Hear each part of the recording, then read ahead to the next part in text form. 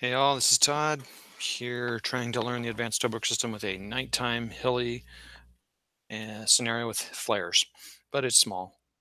Go to the screen here and see what we can do. I've played this one before, and I do prefer playing with the pieces, the real pieces, but this makes it nice to set up and then come back to it. And I got to check a couple things here, so bear with me one moment, please.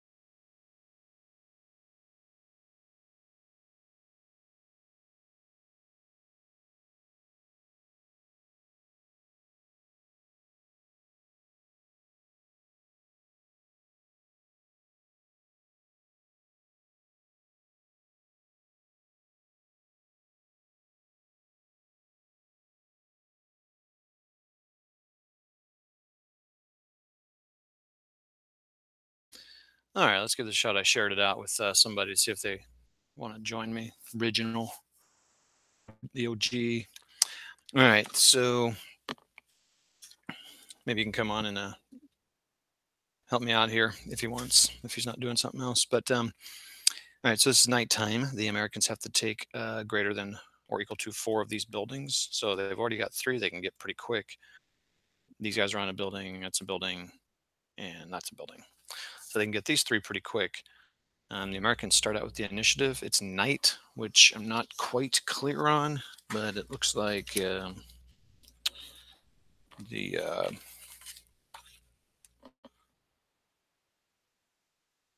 like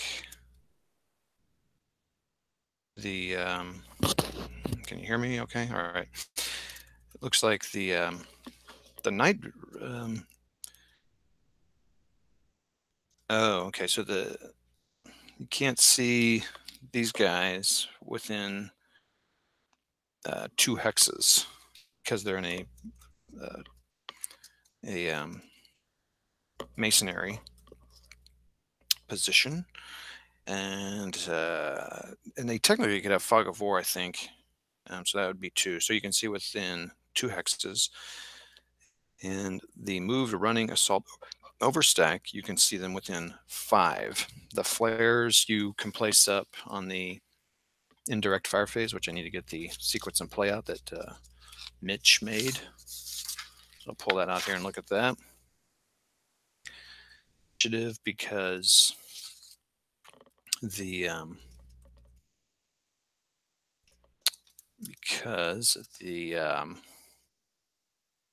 it tells me that they get it first. Let's see, I got a message here.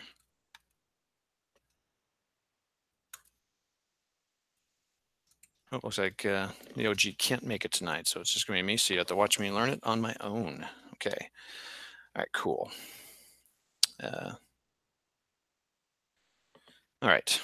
So, visibility with someone moving. So this is kind of a learning game. So you have to. This is so you can maybe learn it with me a little bit, and I just get on here and learn it together. So it looks like the visibility of a personnel moving is 5 hexes, so you can see them within 5. So that's 1, 2, 3, 4, 5. The it seems pretty far, so it makes me think something. I'm not understanding something about night visibility correctly, um, because that essentially doesn't make much of a difference here. One, two, three, four, five. I mean, they can see all the way to that house if they're moving, but maybe not once they move into the house. Um, and there's a thing of spotting, which I was not familiar with, but so we'll give it a shot. And even if I'm not playing the night rules 100% right, I can maybe still kind of figure out some of the firing and command and control and all that. Oh, I want to put this leader with these guys here. Have here are 767 with the bazooka, another 767 and a captain. They can only move together if they're in the same hex. This is I guess I don't know what that's at, a hero, I guess, with a bar and then a light machine gun. And then just these guys here. I wonder if I should bring actually this machine gun. I think I'll move this machine gun on this side. So we're kind of flanking them with a gun. Move that machine gun in here. That's not what I wanted to do. There's a way of moving that guy up.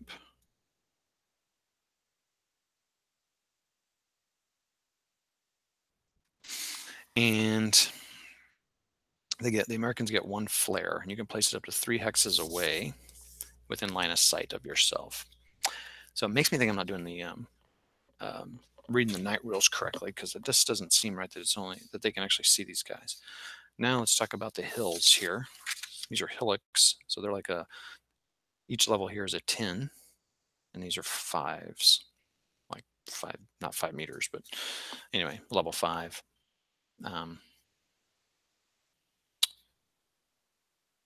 And I would think, so this looks like it's a valley of some kind. It's interesting. So is that a level? Does this actually go up 2 levels? Let's zoom out a minute here. That's as much as I can zoom out. Let's see here. Can I show the map here? Nope. Yeah, there we go.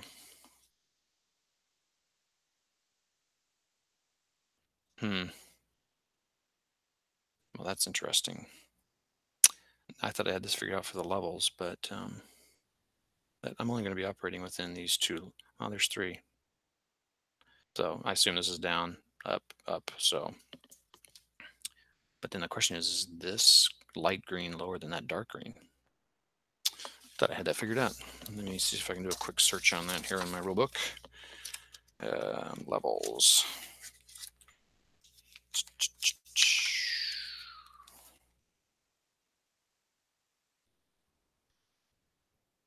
Let's see, we got 311, 624.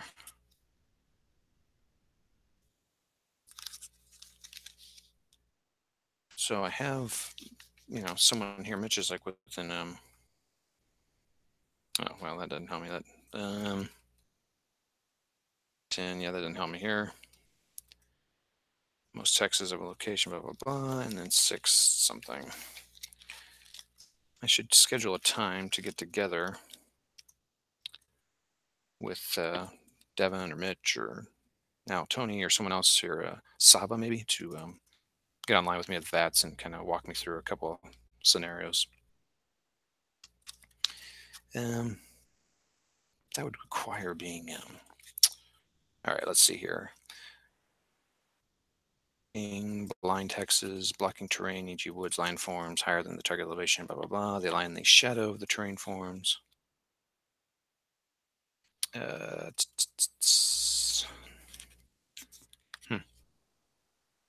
Interesting.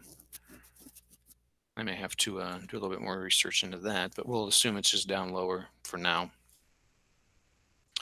But because it gets darker as you get higher, I would think this is darker. But the question is that dark green the same as that, or does it go here, here, then here, then here?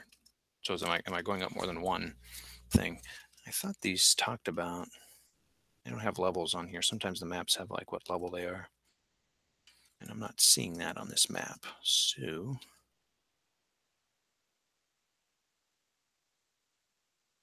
interesting. So this is taking place in Italy. Okay. Total line of sight black hex. The difference must be at least 10 in levels in order for the line of sight to exist over the intervening terrain.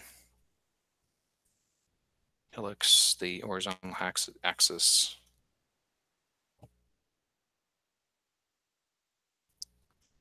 I think it's different for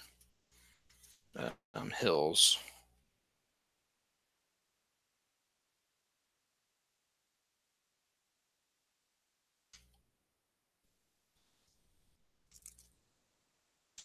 Okay. Now, I can play through it and you guys can correct me. Looks like we don't have anybody on the chat at the moment. And let me check something else here.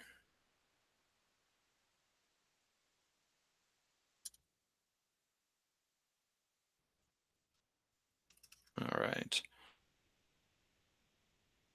Okay. And let's get that turned off and let's go in here. Well, so the personnel can run and they get 7. Well, I'm sorry, let's go through the whole thing. So we roll for initiative. We don't need to do that because this SSR says the allies get it first. We can fire smoke, can air attack, no artillery. Oh, you roll each segment. You roll for initiative. Okay. But it says I don't need to roll it for this. So if I want to move these guys together, does the leader help with movement here?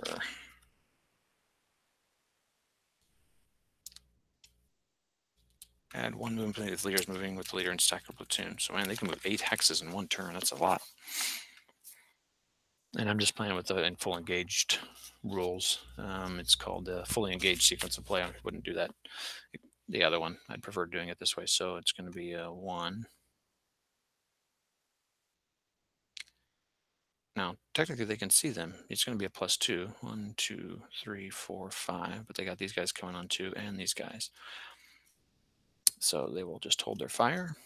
1, 2. And it's a +1 to go up the hillock to go up. So this means that hillock is pointing down towards that. So that's up. And it's 2 to move into the building. So it's going to be 3 to move in that. So that's 1,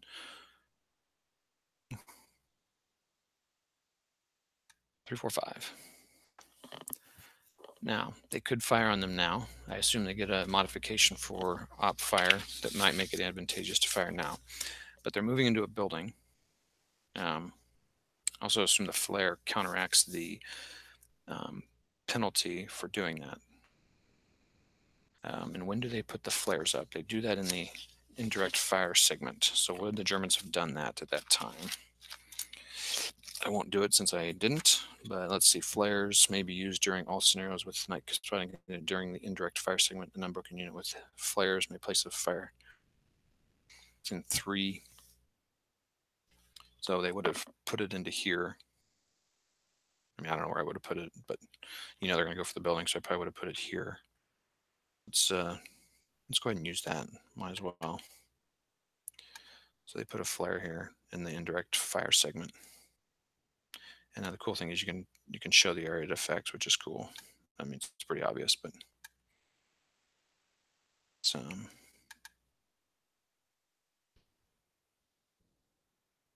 we know flares in there. So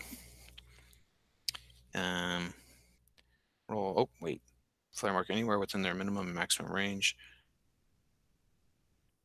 Oh, that's mortars. Okay. We place a fire grenade and small counter at the level. Location of any hex within its line of sight and within 3 hexes.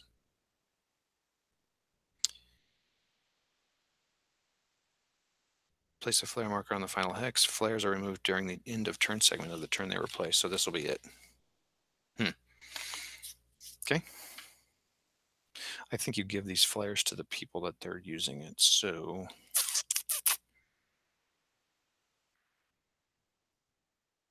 I guess we'll give it to this guy. And these guys will get 1.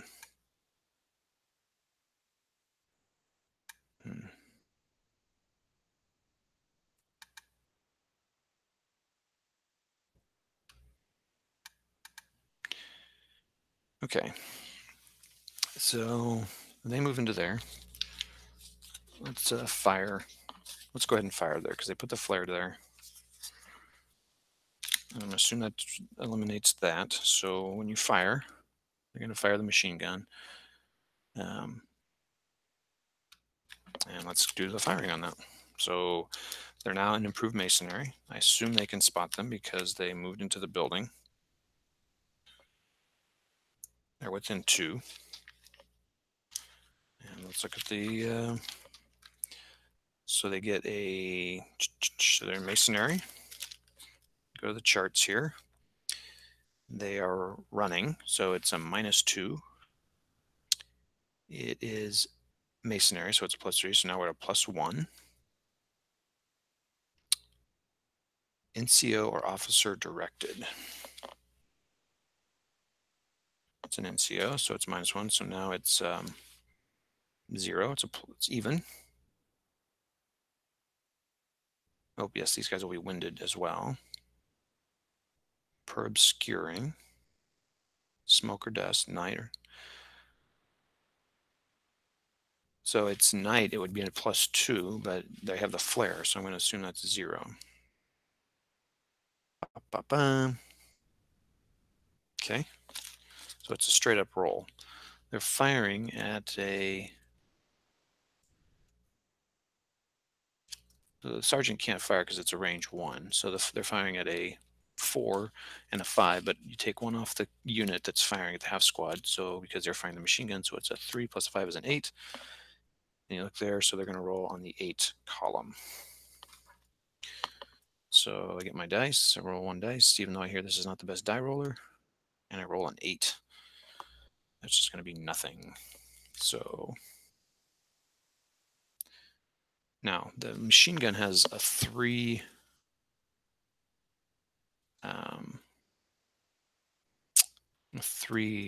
things. So the squad is fired. So combat, and he's fired. Ooh, that is tiny. The machine gun has fired once.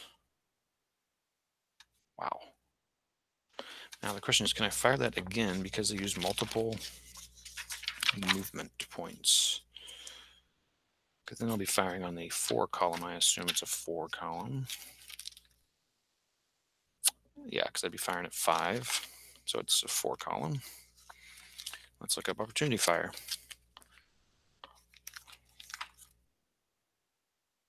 Okay. Opportunity fire versus opportunity overwatch, overrules, opportunity fire. Oh goodness, there's lots of sections here. 393.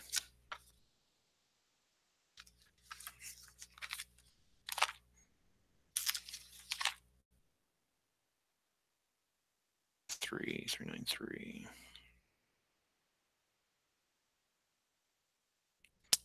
Okay, I don't know what the usage check is. I have no idea what that is. I'm not going to worry about that now.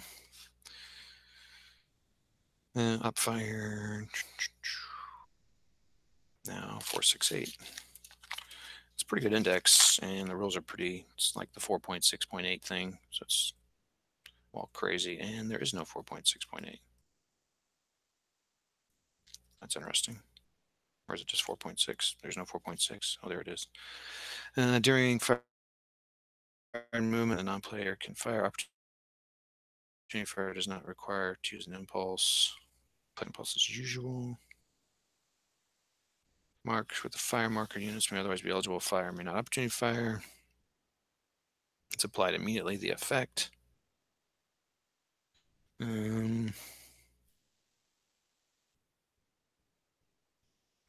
Okay, here we go. Fire attacks against the same, okay. The firing player may then choose to use additional, okay, yeah. The firing player may then choose to use additional opportunity fire attacks against the same target during the same moment of suspended play when the target unit moved or conducted the activity that triggered the opportunity fire. Example, a squad carrying a light machine gun could use only the machine gun, wait for the outcome, and then choose to make a separate additional effect with its own printed gunfire factors, or save its own. Each individual opportunity firing unit may fire only one opportunity fire shot for each one movement point. Okay, so they could. So I could fire it actually 3 times. So I think I'll fire the gun one more time. So now we're going to roll on the 4 table. It's the same number. It's a 3. So that could be something.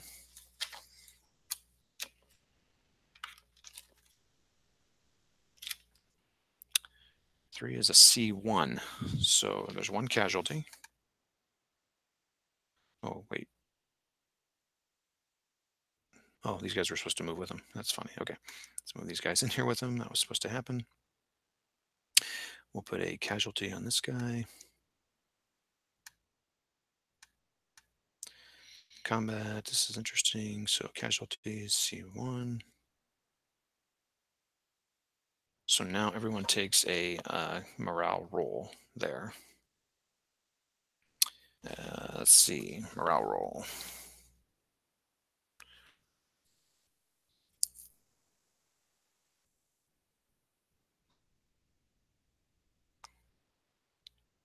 So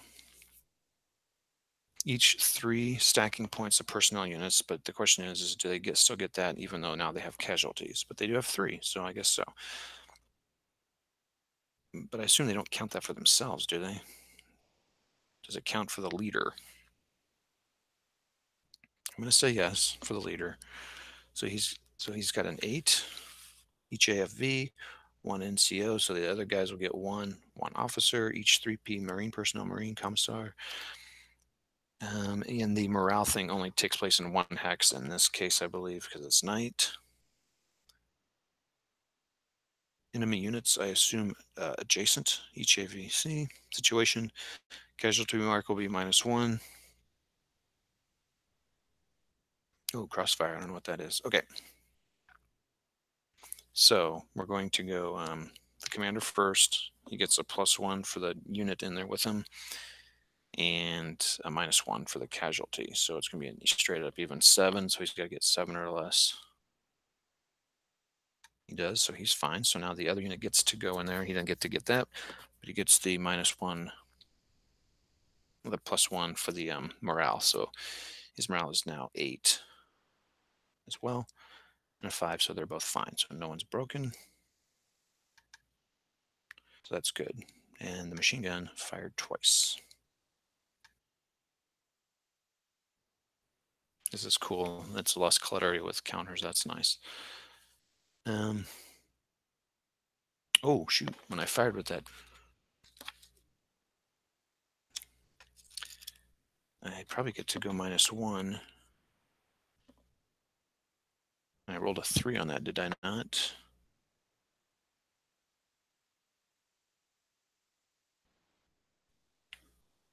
I did roll a 3. Okay, I need to look for the modifier on leader directed fire. So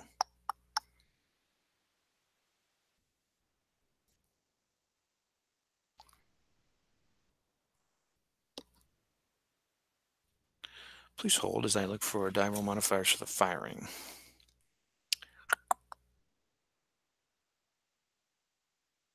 So yeah, it's what does he?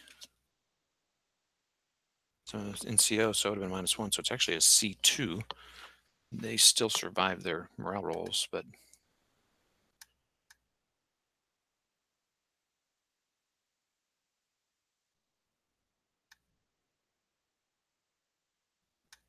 they took a C2. Casualties. Casualties. Do I flip them? Maybe I have to flip them myself here. Flip, yeah, okay, so I flip. So now they're 5, 6, 5. Pretty effective at night. So unfortunately I ran. Although let's see, it cost me 5, so I could have done assault movement.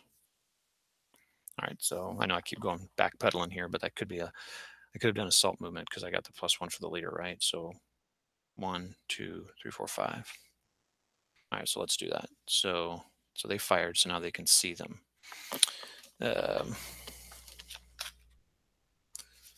So they're going to fire now with assault movement. I assume they can do that right now. So assault movement. Assault fire. Where is my table for modifiers? Covered arc change, person on target, assault fire vehicle, main armament, fire vehicle, light commander, non-HD.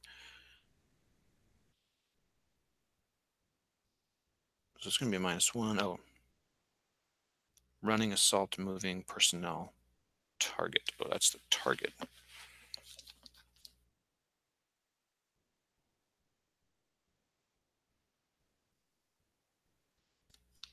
These are diagonal modifiers.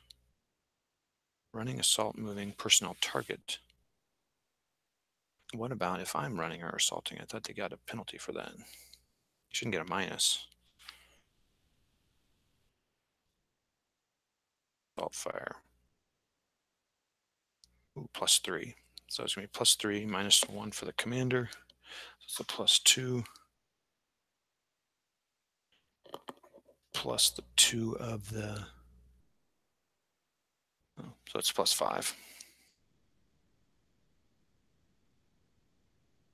So I'm firing at an 8 +5. So I have to get a 1.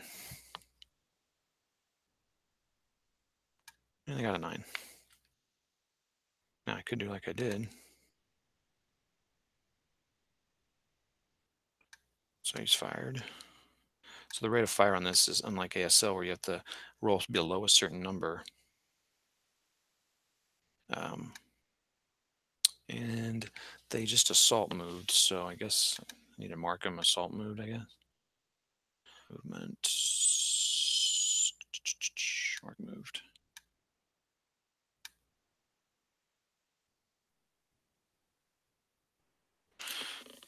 Okay. And so I marked them fired and I marked them moved. Okay. So that's that for the div. Germans can go, so they could fire one more time. But maybe they'll wait. So now the question is, hold on here. Someone's talking here. Let me go to here and I'm going to mute the mic.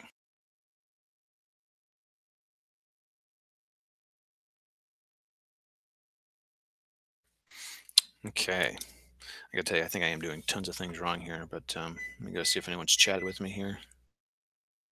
It's Sunday night, probably not. So, yeah, it just makes me think, why would you need the flares, And so that makes me think I'm doing something wrong here. So they now control that building. It's going to be tough to attack those guys, though. I mean, I've already lost 2 flips of the thing here. That means, I guess, actually, so I get 2 more shots at these guys, and they're dead.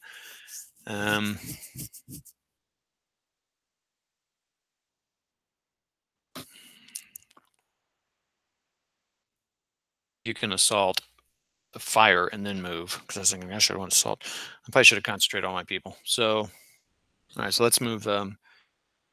See, that's what's weird to me. So it feels like these guys can fire on them when they move into there because they'll be able to see them. That doesn't feel right, though. I mean, you've moved into a building and you're moving from, like, they could even see these guys here.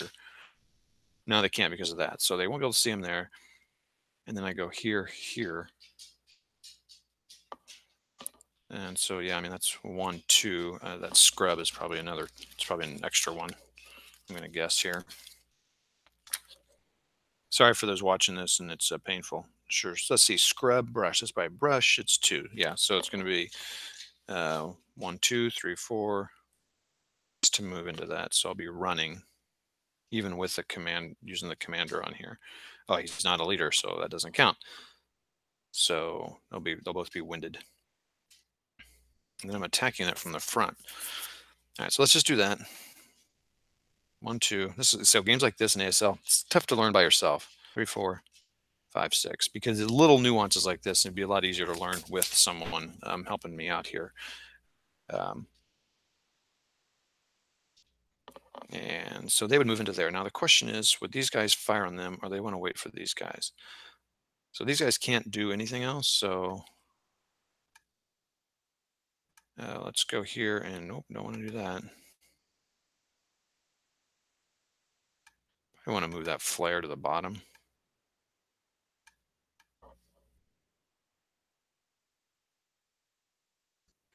Guys moved. They run. So, and then I think they're winded, meaning I can't run the next one. I don't think I need to put that on there, but so I'm going to put it on the whole stack. I guess we assume that's the whole stack. It's like, all right. So now the question is, I mean, if these guys could fire on them from moving, these guys should be able to fire on them from moving. So while we're sitting here learning this game together, let's go for night. I'm going to, pardon me a minute, I'm going to go look on something here.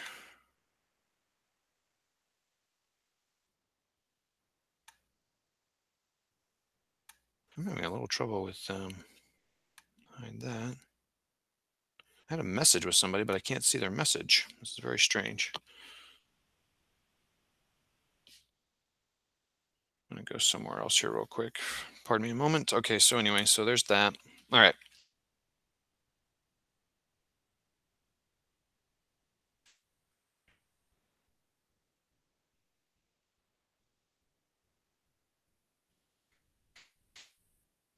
Okay, let me respond to the OG. Um,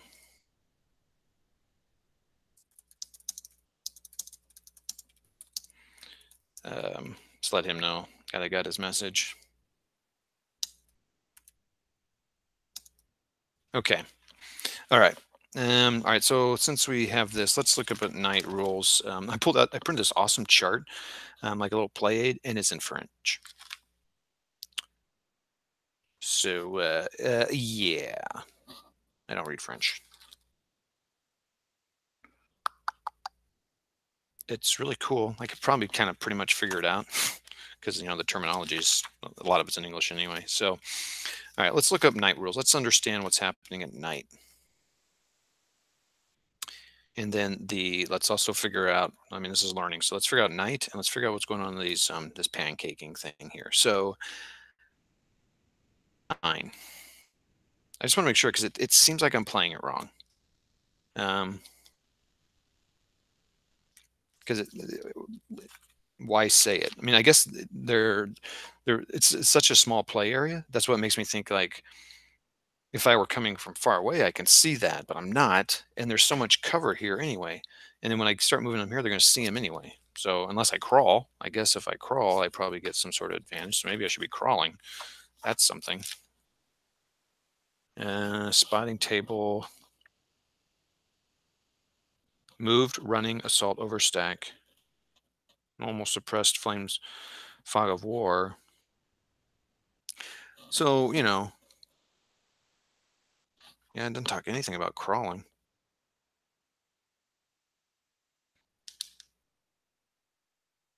Well, okay, so normally, in optimal conditions, you can spot them out to 16 hexes. Masonry, you can spot them out to 10. Okay. Okay. So I mean, I think I'm playing. I mean, you can play with hidden unit as an optional rule. I'm not doing that, and you would in some ways think that this might be the case here.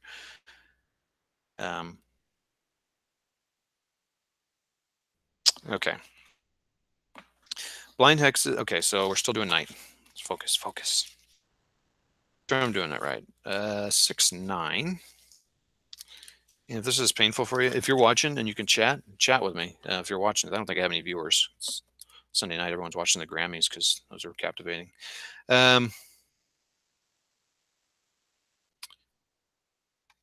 yeah, I don't have any viewers as far as I can tell. Oh, I do have one viewer. Hey, one viewer. Hey, one viewer. Oh, hello, one viewer. Do you want to should type in the chat who you are? Tell us what's going on. Do you know anything about ATS? All right. So type in something you know, or I don't know, I guess I could include you. Spotting at night is slightly different. Fired units are still spotted at any range. Firing, apply the +2 fog of war DRM to all night fire unless the target is in adjacent or flare X. Oh, okay, got it. So they're still going to have the +2. So they are harder to hit. So you may be able to spot them, but they're harder to hit. Interesting. Okay, platoons of, okay, that answers a lot of it right there. So it's going to be harder to hit them. It's a +2, but if they're moving, okay, all right, cool, cool. That flare is going to go away when the flares are removed at the end of the turn segment of the turn they were placed. Okay, flare allotment, we got that. Flare effects is ignored. Okay, okay, all right. I feel pretty decent about that. Now I could be still getting it wrong. I'm not at all saying that. Um, okay, so there is full cover. There's hidden setup and all that, but I'm not going to worry about that right now. No, who do we got here? Brian Gash, me, nothing. I'm ASL, not ATS. Okay, Brian, that's cool. You could play this scenario still in ASL because I'm sure he made it. In fact, I know he made it for an ASL comp from Critical Hit. Anyway, hey, thanks for watching, Brian. I play a little bit of ASL too. I've decided to go with the three. I kind of was avoiding playing to me, what are three of the main tactical systems: lock and load, ASL, and ATS. Because I'm going to get confused. And I thought, you know what? I really enjoy all three, and they're different things. So I'm like, well, I'll deal with being confused and do them because I enjoy what they release for them. Even with ATS and their craziness with the company and stuff. But so yeah, I need to. It's been a while. It's been a long while since I played a ASL, meaning like almost a full year. I need to get a game in a month. Yeah, maybe every couple months. I need to get a game in a lot more than that, but it's not going to happen. And since I want to play all three, so anyway, that's what I'm here doing. Brian, do you own any of the Critical Hit ASL comp sets? They do have a lot of cool. And they're smaller scenarios too, typically, which is nice. I do own their Omaha one, which is humongous. All right, now let's look at terrain. Okay, so levels.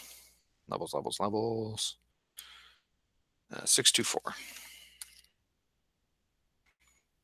So this is for those not aware, ATS, I always say lock and load is one level of complexity.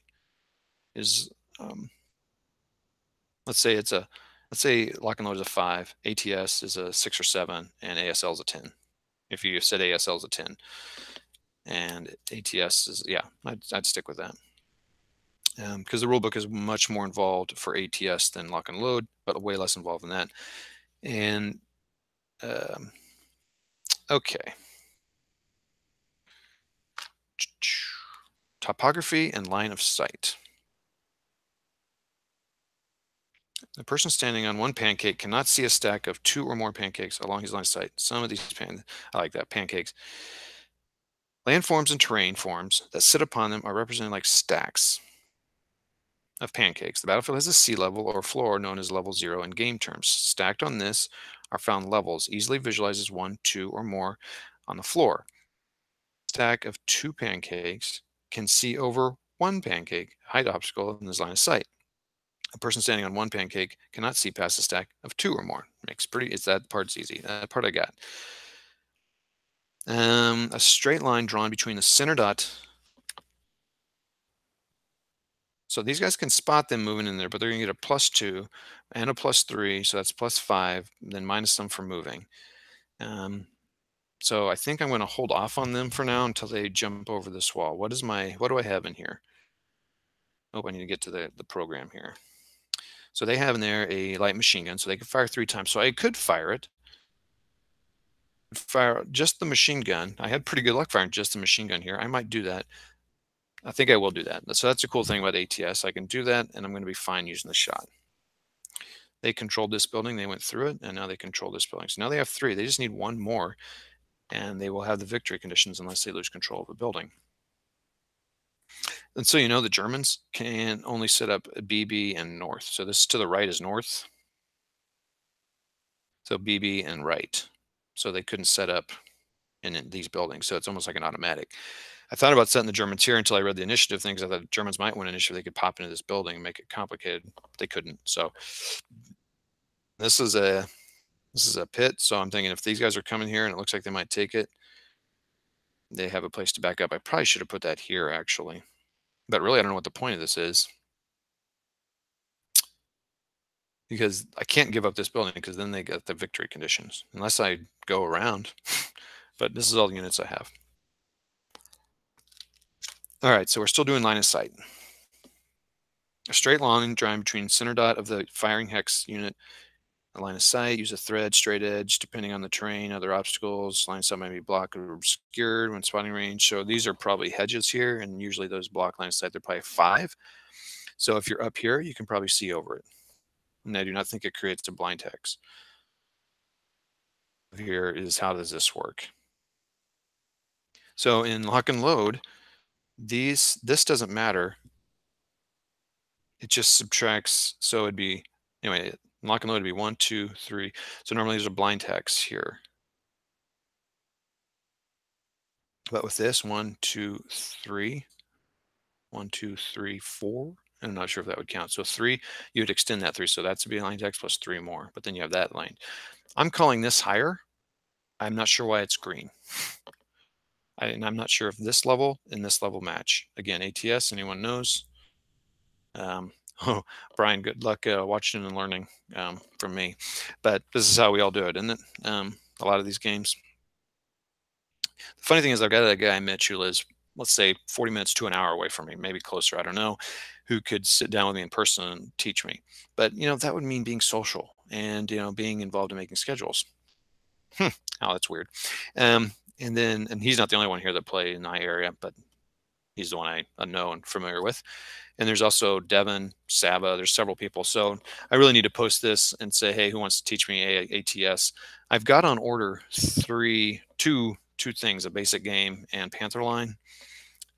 So that might be, I got the basic game just as an easier way to teach. And I could easily make a scenario on this, but this map's pretty complicated with the heights. And you could just eliminate all those heights and say they don't exist. Actually, something that maybe I should do. Okay, use a thread, blocked. Okay. All right, terrain and the firing and target. Okay, block line of sight, blah, blah, blah. Vehicles can trace line of sight without being restricted.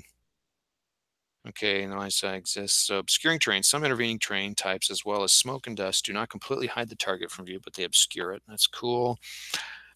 Obscuring terrain. Blah, blah, blah. Use the highest DRM when tracing along a hex spine. Obscuring orchards, didn't matter. I'm not going to worry about that.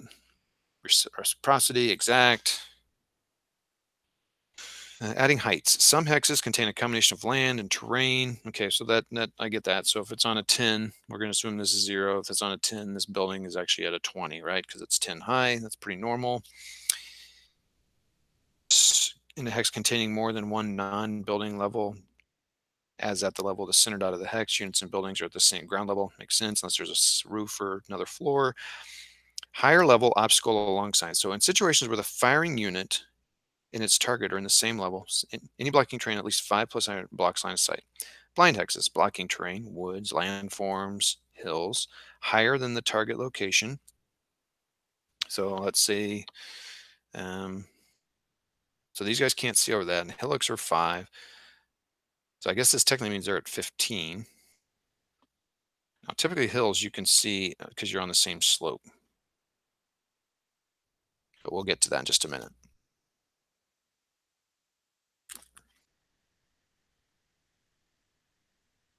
For now, let's say these guys are in this DD15. Well, let's say E. Let's forget the hillock for a second. See the hillock. Why did I choose this board? Let's go FF14 this way. So this does not have an intelligent line of sight thing, but we're going here to here. So right now that'd be a blind hex. Because think about it, this and this are at the same level. So it's just like looking from here to here to here, right? A terrain form, building or woods, line of sight to a unit, and a blind hex is blocked. Only terrain and or landforms, or combination of them, that rise plus 10 levels or higher than the target unit create blind hexes. Level 5 and landforms, rubble, wall, and hedge, and the landforms never create blind hexes, okay? They only block line of sight along the same level, continuous slope line of hexes. So we're talking about this hedge here. So here, it would not block line of sight because they're at 10, it's at a 5, so you would see into it.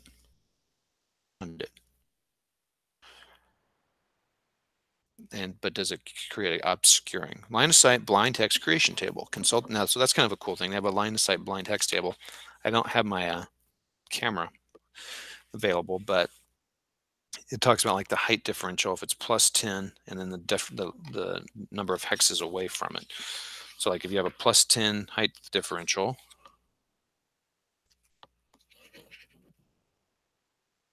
and you're 1 to 6 hexes away, there's 1 blind hex. If you're 7 to 12, there's 2. Up to 55 to 60, there's 10 hexes. The number is the blind hexes created by terrain along line of sight from the higher unit, reduced by 1 when firing target units are on the same hill mass. Orchard and palm grove terrain create blind hexes from a firing unit that is higher than the target unit, including on a hillock. Created by terrain along line of sight from a higher unit, reduced by 1 when firing are on the same hill mass. When firing target units are on the same hill mass. This is the same hill mass, I assume. So I guess we're going from here to here. Does it always have 1 though? That's what I'm curious about. Is there always 1 blind hex? But I would, maybe not. But typically, I think in ASL, like this would be a blind hex. Like you can't see any of this because this is like a pancake. So if you imagine you're standing here, you can't see over that. Now this is one where I really wish I had somebody online with me. You got 2 watching now. Hopefully someone with more knowledge of ATS than me. Hey, thanks for that update. Let's see who's whoever's watching. I do have 2 viewers. Just let me know who's watching in the live chat. That would be awesome. And if you have any ATS knowledge, that'd be awesome. Talk, especially about the line of sight. So the axis on the left, that's what we're talking about now, is just kind of understanding the hills a little bit better. These guys just moved into here, and these guys are looking, they're going to fire on them. They did not fire their flare. Okay, so the axis on the left, but this difference must be at least plus 10 levels in order for a line of sight to exist over intervening terrain or landforms. The horizontal axis represents the range in hexes, cross-indexing the 2. Wow, it doesn't really get into the hills.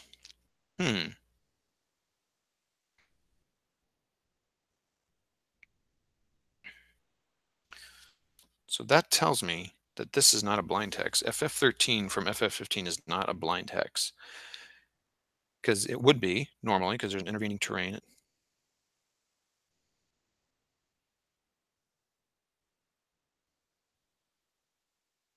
Plus 10. Blind hex is created by a terrain along line set from higher unit. Consult the line of blind intent to determine the number of blind hexes created. The axis on the left labeled height differential represents the elevation difference between the higher level unit and the intervening blocking terrain.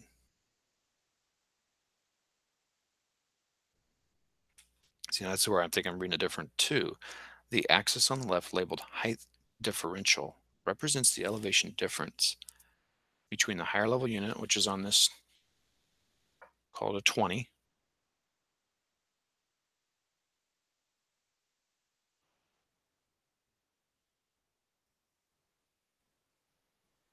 between the higher level unit and the intervening blocking terrain. This difference must be at least plus 10 levels in order for a line of sight to exist. The difference must be at least, oh boy, over intervening terrain or landforms that are plus 10 in height. Oh boy. Okay.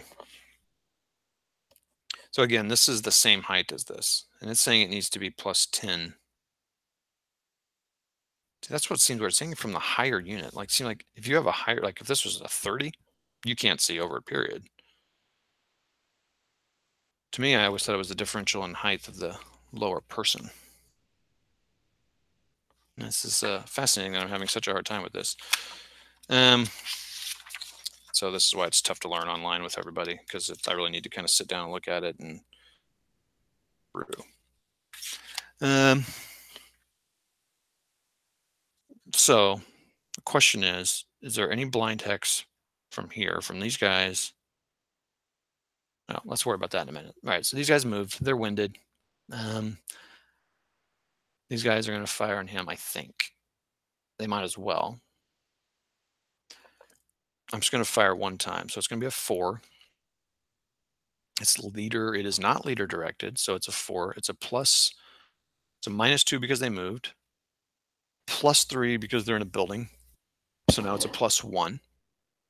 It's at night. So now it's a +3. And I think you just used the best thing. So that I don't think that hedge adds anything. 3. So a 4 plus 3, roll really low. I rolled a 10, so nothing happens. I don't know if there's jamming on this or not.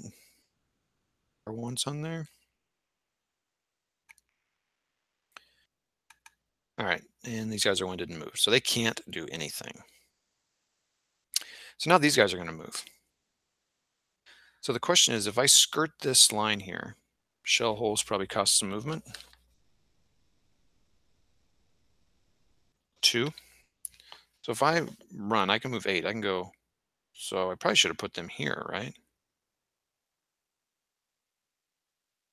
1.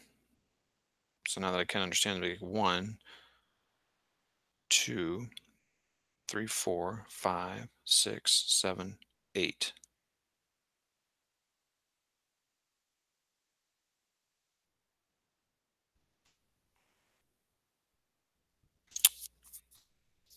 So the whole time they're moving there. So if they move here, let's check line of sight.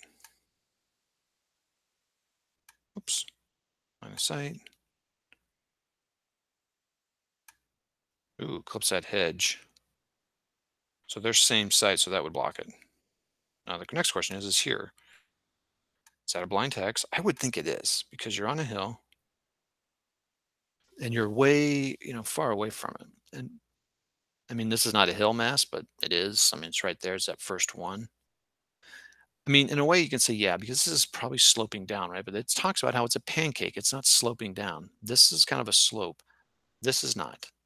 This is a pancake. So to me, there's no way you can see over this. Um,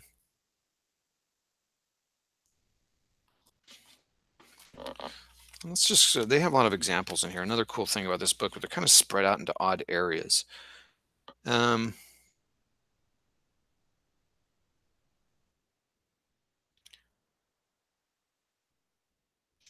Okay, so let's look at, I've got an example I'm looking at here. Sorry, I can't show it to you, but it's got this unit up on this tall hill at 30, 20, 10, and 0.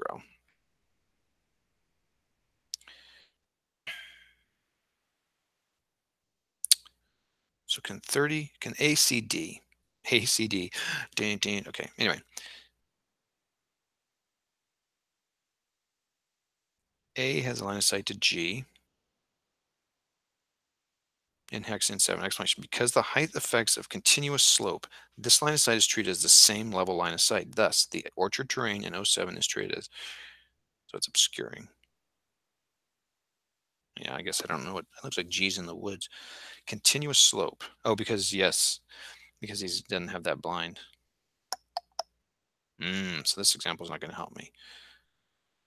So the question is, can DC be?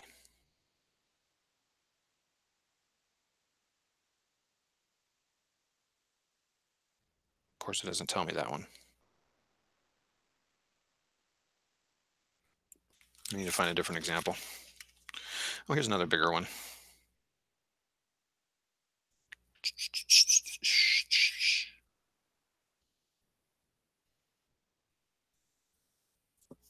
So can PVCV? I got another example here of height here.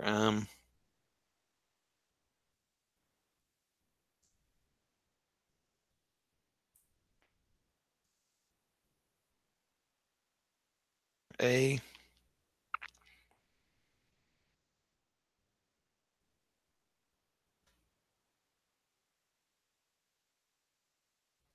So a hillock on a hill creates a contour, getting rid of the pancake effect and allowing for line of sight across the hillock contour hex side. Okay, so we know why the woods do. Okay, that's interesting. So he can see that. So, okay, so right now that's telling me he cannot see that. If I were up on a hillock, I could see that because it just puts me up a little bit higher. Fascinating. Okay.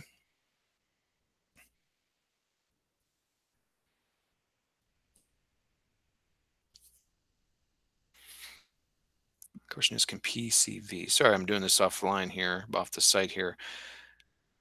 Decision here at some point and go with it.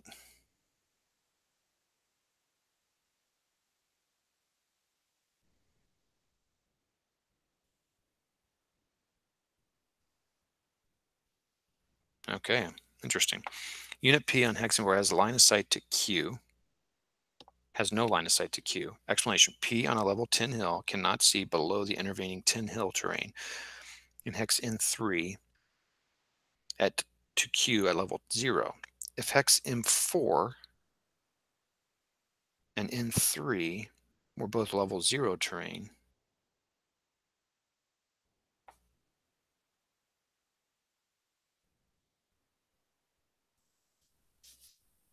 line of sight to Q and Q would still be blocked. The N3, okay, yeah, the heads.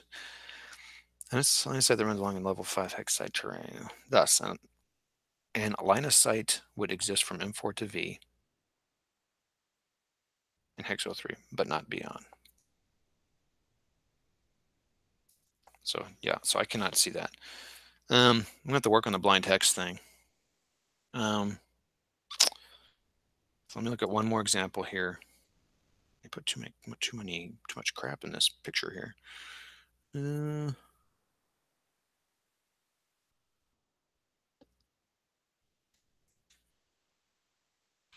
Unit F to G. F to G.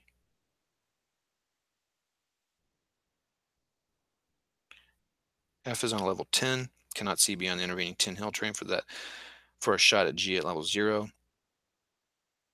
That all makes sense because so I'm seeing examples of pancakes, so it cannot see that. So it's pretty much going to cut. Okay, so line of sight's done. These guys are going to move. So let's put them here. Sorry, I wouldn't normally do this if I was playing somebody, but I'll learn the rules. So 1, 2, 3, 4, 5, 6, 7, 8. They ran. Movement. I'm not going to. Well, you have to keep the winded marker on them, and I'm not going to put moved. Okay, so that's that. Okay, so now it's the Germans. So I've been skipping the Germans because they wouldn't be doing much. So and now the German impulse. Question is, would I back out of here? And I would. So I would low crawl. I don't think I need to. I think so. They're just going to move into that building. They're not going to be able to see them until they move in here. So it's going to be. So they're going to move to this building.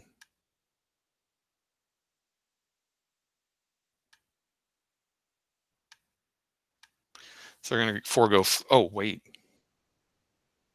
They fired. Oh, crap. So they can't move. Never mind. I'm assuming they can't move because they fired. So they might as well now. Okay, now they're just going to fire everything into these guys. Shoot. Okay.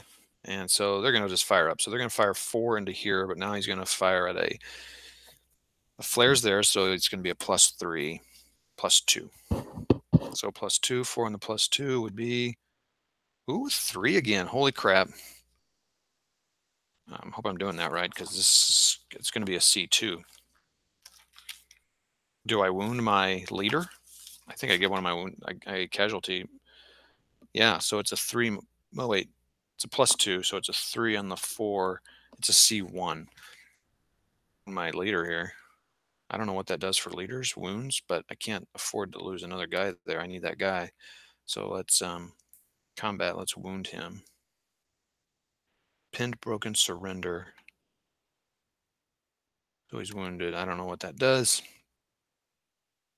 And now we have to do a morale roll.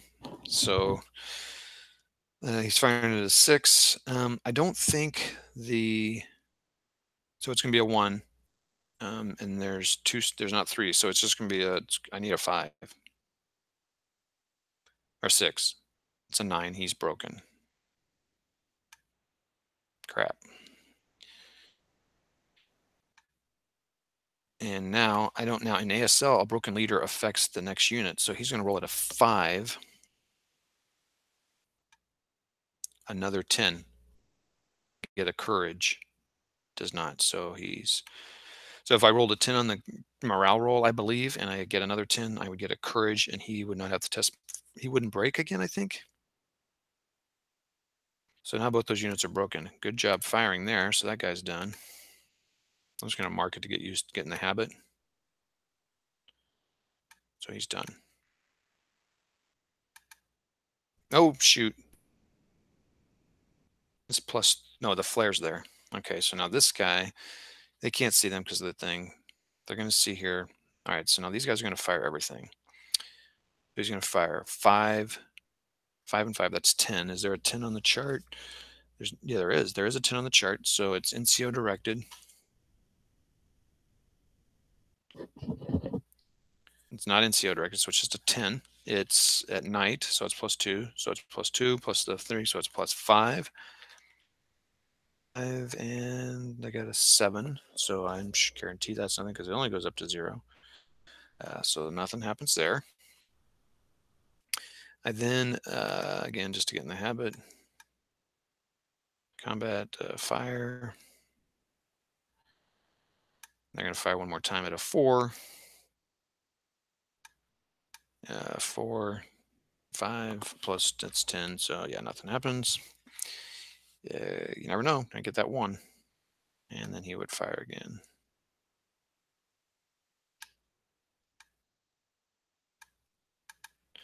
Okay, groovy.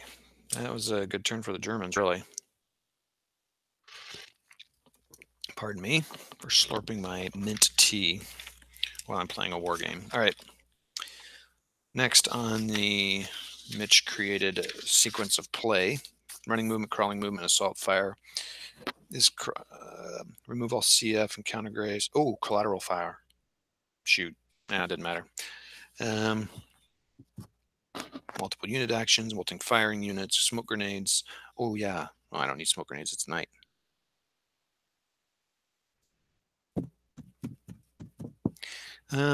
Smoke grenades, you get them per certain number of stacking units.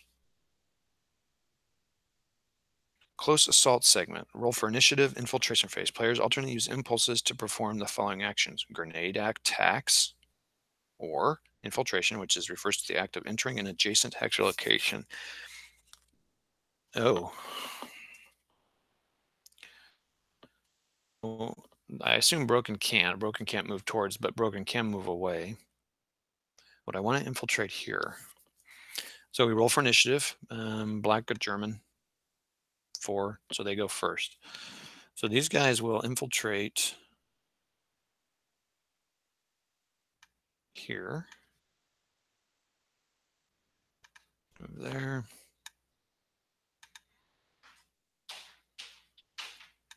These guys will move here. All right, they would move first, so they'd stay there. These guys would move?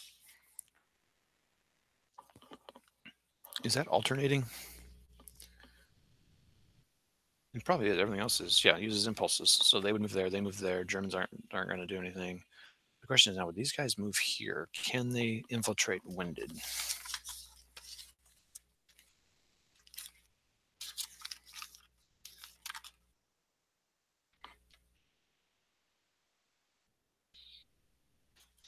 Can they infiltrate winded? Okay, infiltrate. The question is, do I look up infiltrate or winded? I think I'm going to start with winded. 11, 3, 13, 11, 3. I like impulse movement. So I like this and lock and load. I also like this because it's got a little bit more crunch to it. When a marker is running personnel, the personnel already marks when it may not use running movement except courage. Remove previously placed window markers from the units after using a movement or fire impulse at the end of the fire and movement segment if they do not move or fire. Whoa. Whoa. Remove previously placed window markers from a unit after a movement or fire impulse. Any personnel marked with a winded all fire that takes place when marked. Oh, wow. So this stays on unless they do not move. They have to, wow. So they have to stay still to get that winded off. That wind is on them for the rest of the game. Dang. Anyway, it's not underwinded. So now let's look at infiltration.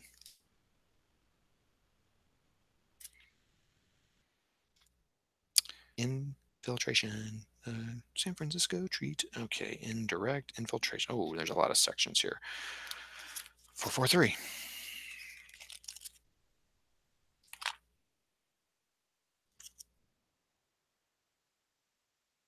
4-3. Did I look that right up? Advance to contact sequence of play. Is this an old 4-4-3?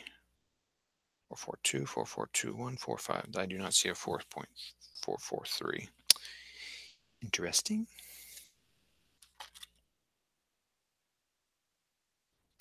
It's going to be here, though. It's going to be in the sequence of play.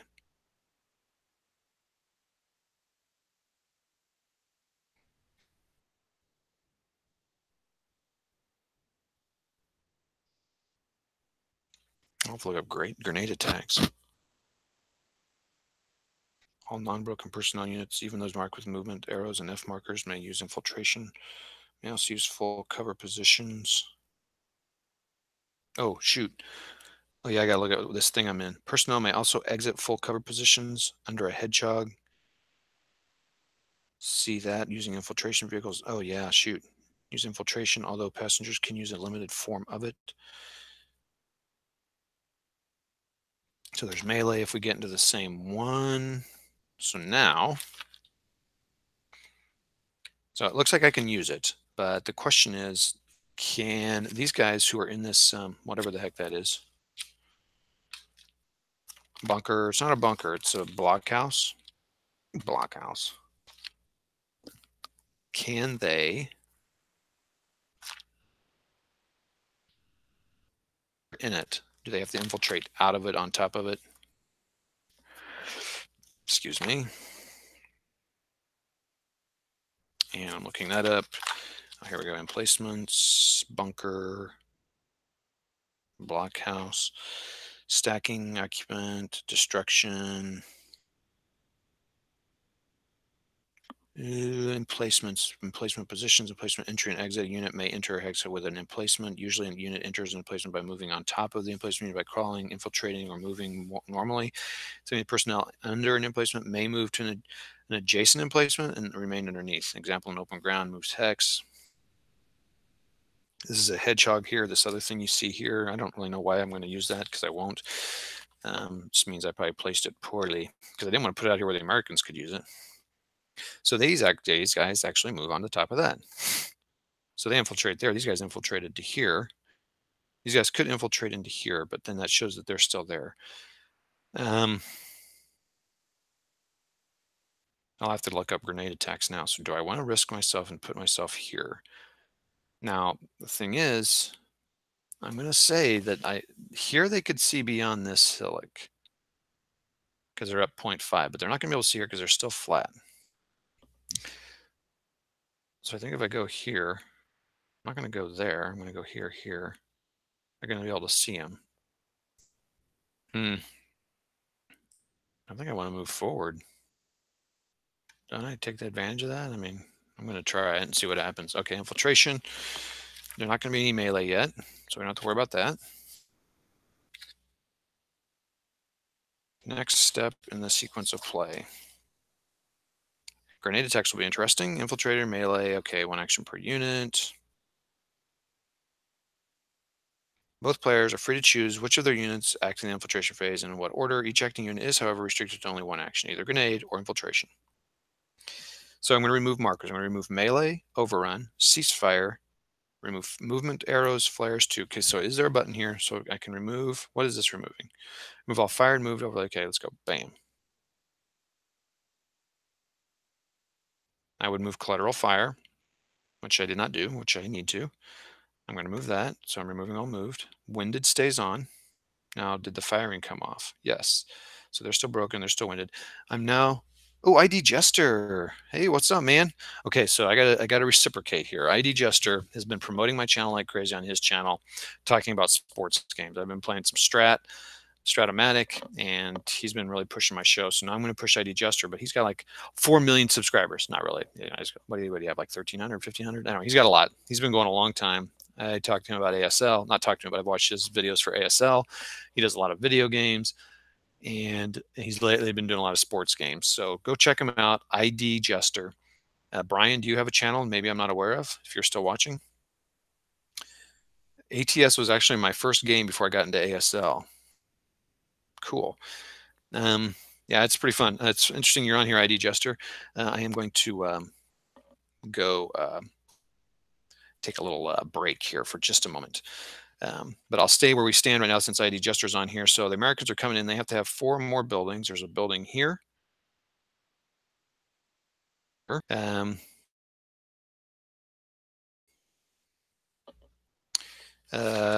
also there. Broken leader and wounded. Reduced unit. They can take 2 more hits.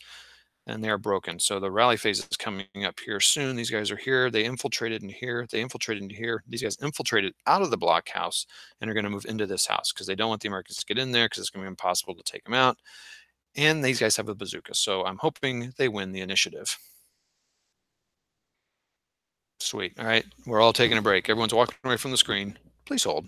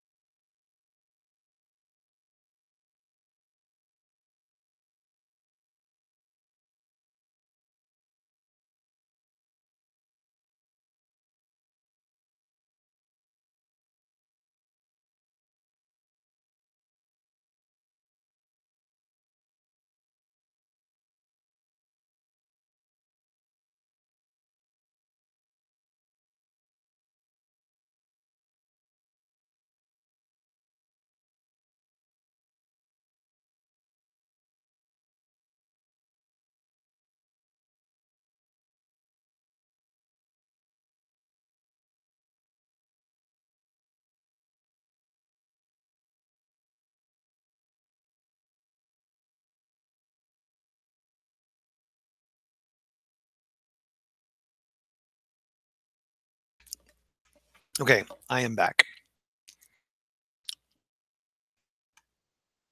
Keep clicking the wrong screen. Okay, here I am. All right. Into turn segment, check markers, check mark intimidation. Don't know what that is. I'm not going to worry about it. Remove arrows, smoke and fire. Flip 1 smoke markers, 2 side, spread flame, 1 building level up, FFE markers. That, 5 war, well done, jam weapons. All other markers remain, except for this flare. So these guys will not get the +2 unless they're adjacent. You know, I did this, I played this before, and someone reminded me of something. I don't know what it was.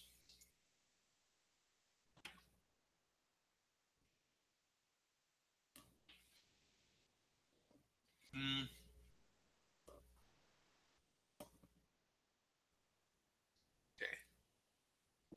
I should have posted this on Facebook to the ATS group. I won't do that because I'm probably going to be done relatively soon. So this is turn 2. Oh, I can advance the turn track.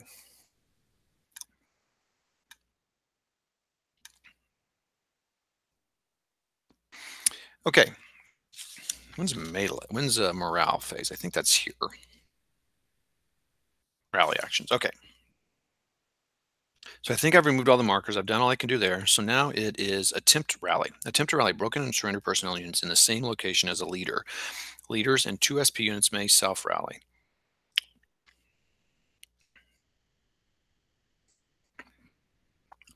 Leaders and 2 SP units may self-rally. 2 stacking point units may self-rally. I think they might be talking about crews.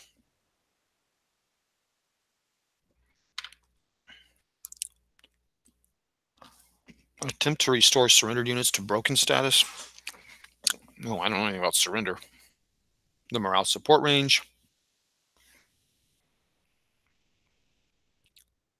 of a friendly non-broken surrendered personnel unit. Okay, don't have to worry about that. Suppress markers. Suppressed. Crap, I don't use suppressed. Roll for frostbite. Do not have that. All right, well, let's do rally. I don't remember having to rally my last game. Did I just totally forget that phase? That'd be hilarious. All right, let's see here. Did I turn on my mic? I did. Okay. All right. We have 2 viewers. All right. I'm going to assume it's Brian and ID Jester. I guess I could share the thing with you guys. Wanted to log on and chat with me in person instead of via chat.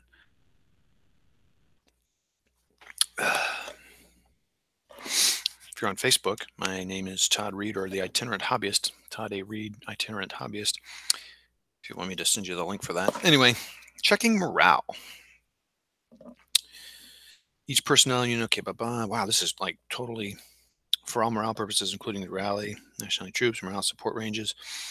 Morale support unit or any hex adjacent to a unit, but at nighttime it doesn't matter. So there could be people surrounding me would give me support. There are people next to me, but it doesn't matter. That's interesting. I do have guys next to me. Morale support range is defined as the hex occupied by the unit or any hex adjacent. Some friendly and most enemy units within the morale support range alter a unit's current morale value. There must be a line of sight and not across interior building black bar hex sides, cliff hex side, or upper levels of a building. Okay.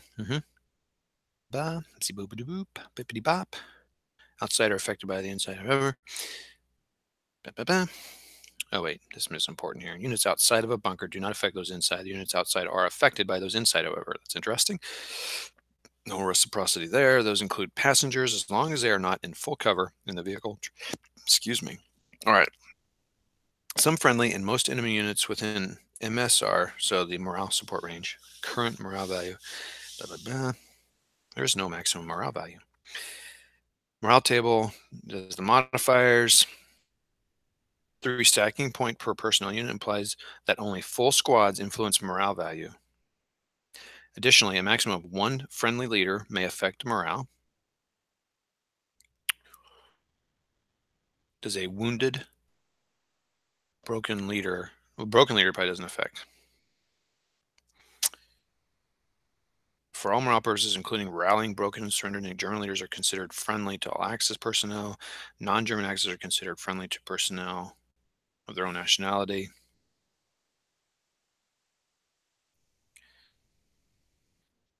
A maximum of including that of a broken friendly leaders within. Okay, oh, wait, hold on. Additionally, a maximum of 1 friendly leader may affect morale, including that of broken friendly leaders within MSR. No other friendly units increase morale. 1 surrendered friendly, 2+ stacking point unit. Non-leader bar gunner within MSR reduces morale. Reduces morale. Exception Marine Japanese. So the table reduces morale, not DRM. So some of these are to the values and some to DRM. So that's a little confusing. Intimidation during the end of turn segment. Check for intimidation for all personnel within MSR to at least 1 enemy unit. So if using all applicable morale modifiers, such a unit's morale value is less than 0, it immediately surrenders. it is removed from play unless a non-broken surrendered leader is in the location within it. Your leaders ignore intimidation. Morale check. Check morale at the following order when the listed units are present. Officer, NCO. All other units are the only player's discretion exception. Commissars do not check. Adjusted morale. Okay, so here we go.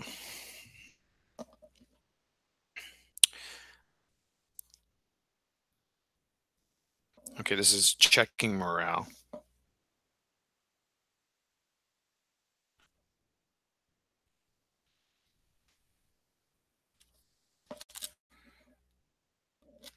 Rallying. Oh. Okay.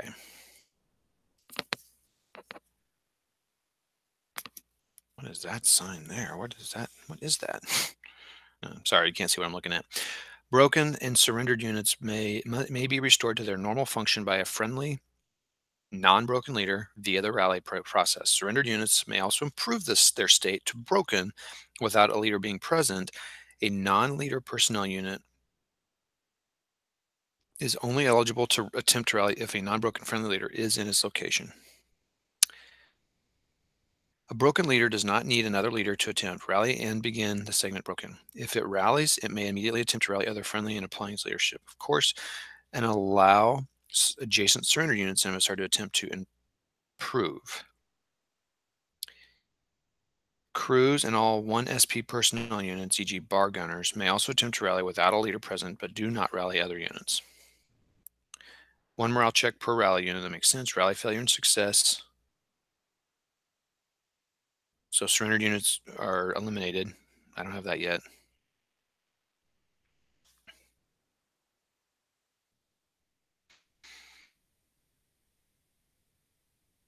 It's an interesting thing there. All right. So I'm going to rally. So let's check that leader. Check any modifiers we got for there. So morale table.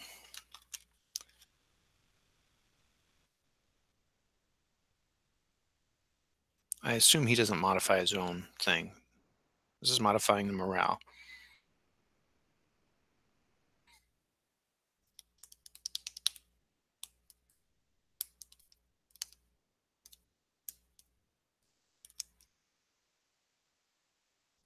I do not have a casualty marker.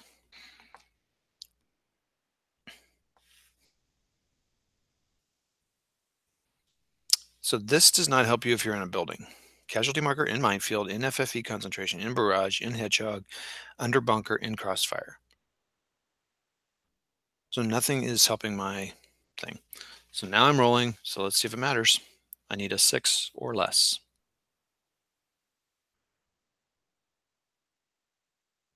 9. So they're broken. Nothing can happen there. Okay. Wow. All right. That's all the rallying. So now let's go to. Oh, cool. Yes, ID Jester following, giving me some little tips in here and there. So ID Jester, maybe you could help me with some of the line of sight, but we'll worry about that later. So we're rallying, we're done. So now we move the game turn marker to the next segment. So one thing that makes me curious here is that this is a, gosh, what is it? A 6-turn game here.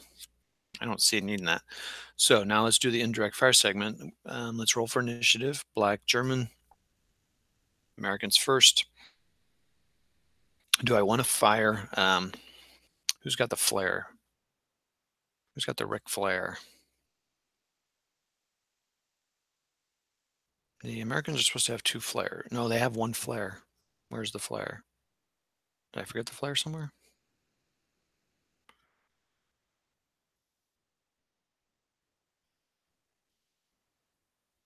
Oh, that's funny. I've lost my flare units. Who did I put the flare with? I think I put it with these guys. Don't remember. Oh, screenshot here. So yes, I put it with these guys. So these guys get the flare. Well, that's weird. What happened to the flare markers? Did I remove all F and T markers? I wonder what I clicked to get rid of that. Okay. Don't do that. I need markers.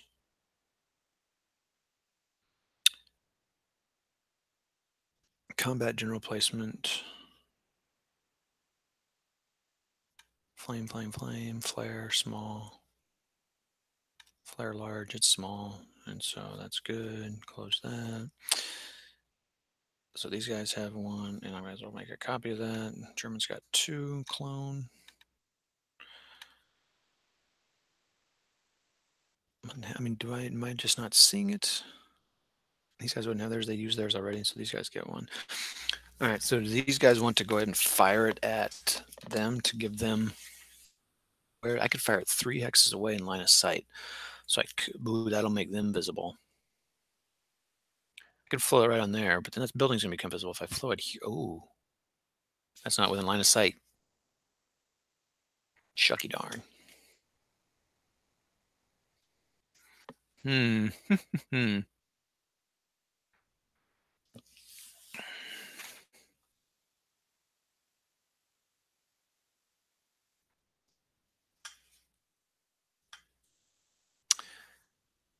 Is line of sight blocked up? I mean, this is a 0.5. I think I can't see these guys here because that's higher. Hmm. I feel like I want to fire it, but I'm not sure.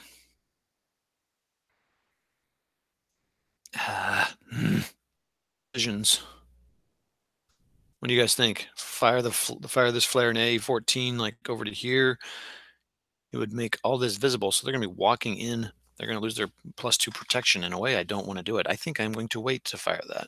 So now the Germans asked, do they want to fire the flare? Well, the Germans' intent is to move into this building. I have to win. Everything's going to be, you can only see units that are higher if they're on the edge of the terrain. Yes, okay, cool. That's what I thought. Though, through the hillock makes a difference here. So I believe these guys here can see into CC14 because they're on a hillock and that downward slope. If that hillock wasn't here, they could not see. Oh, that's confusing. They could not see CC14, but the hillock is there, and I believe that allows them to see into that. I believe. What do you think about that? I think neither one's going to fire the flares, so that's not going to happen. So we now move to the move and fire segment. Let me make sure there's nothing else I should be doing there. So now we roll again for initiative in that segment. Americans get to go first. That is unfortunate for the Germans. So the Americans immediately are going to move into this thing. I'm going to use assault movement and not crawling. This house.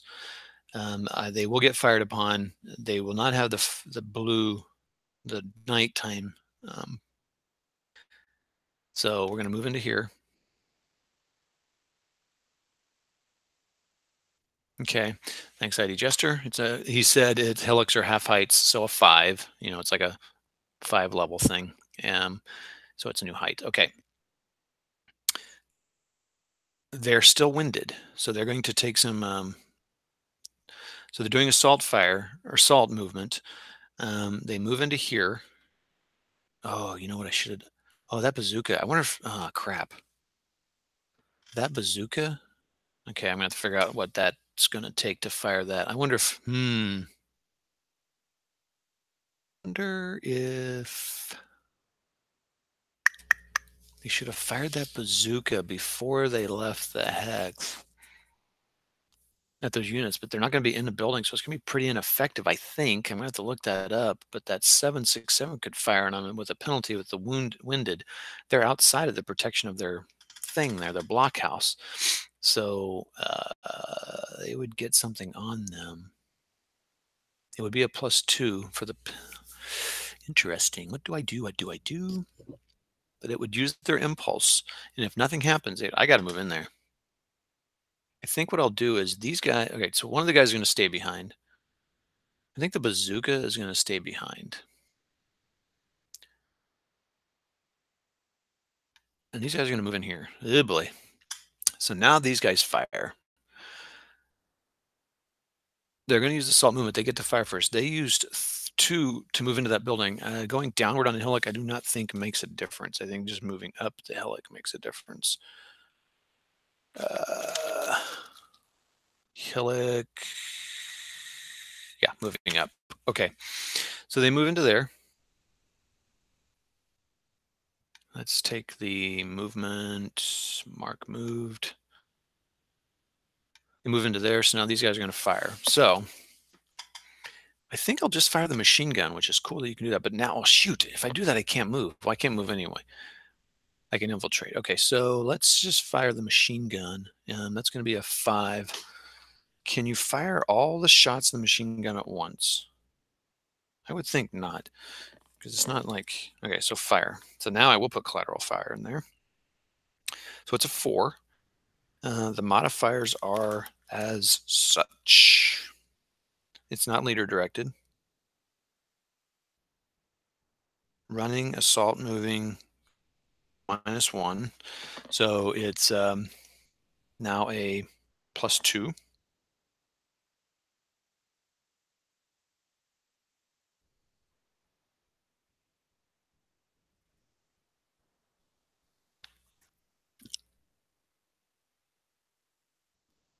So is there nothing if they're adjacent? I want something to happen if they're adjacent. I want there to be some sort of benefit to that. Every other game has an adjacency benefit.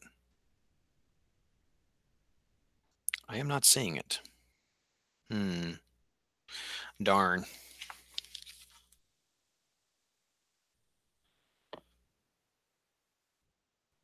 Does ATS have multi-attack machine guns? Is that small 3, its rate of fire? Yes, it is. So that means that you can fire it 3 times. There's not rolling a dice like an ASL. So that means you can fire that machine gun 3 times. The squad can only fire once, of course. And they used 2 movements to move into that, so I can fire on them twice, which I may do. We'll see how the first fire goes. And you can, so I'm just sad there's not adjacent. So 4 and it's a +2. Man, that's a bummer, dude. So if I fired the, okay, so I'm firing on the 4 table, but if I fired that, it'll be on the 10 table. And it's a +2, which should be, so I can hit on a 7 or less. Yeah, you know what? I think I have to use that unit there. So I am going to use that. So it's going to be on a 10. So I have to roll, I've got a 2, so I need to roll a 5 or less. 4, so now I get a 6. So it's a C1.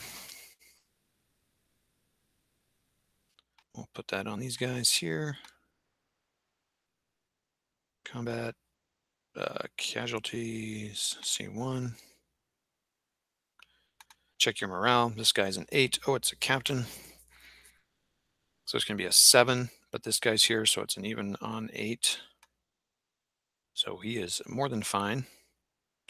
This guy's going to test at a 7 -1 for the casualty, 6.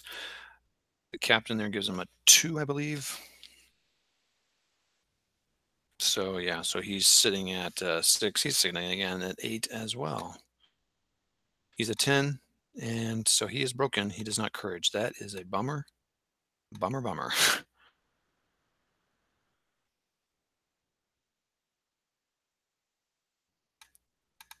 You then go on here, and I'm going to have to learn what collateral fire is first.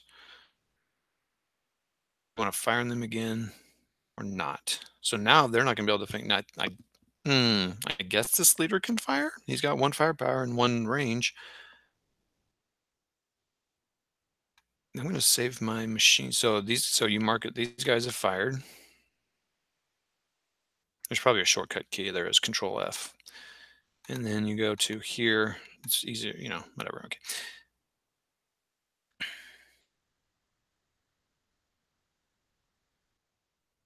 And then you'll see here it says F1. Now let's look up collateral fire. So collateral fire, how long have I been on? Too long? Okay. There's just one watching now. Is it ID Jester left? Brian, see ya. When I get off here, I'm going to reread up on the visibility. I just remember playing this once before and someone telling me, I wish I could remember what it was. Okay, what am I looking at? Collateral. And what time is it? Oh yeah, it's getting close. Okay. Collateral fire. 12.510. So it's 12.5.10. That's the OCD loves it. Okay, 12.10, 12.5.10. I think I read that wrong. Range, I say range. Long range fire, table usage, full cover. Yeah, I need to learn what full cover is. Oh, collateral file, 12.510. 12.310. New collateral are provided with recent ATS titles. Placement. Each direct fire and mortar attack leaves collateral fire to half the G frag. Okay, so a 5. So I assume a 4. So I go over here to the markers. I do combat. I do collateral. Pull that off here. You can probably put the number up here. Increase 4.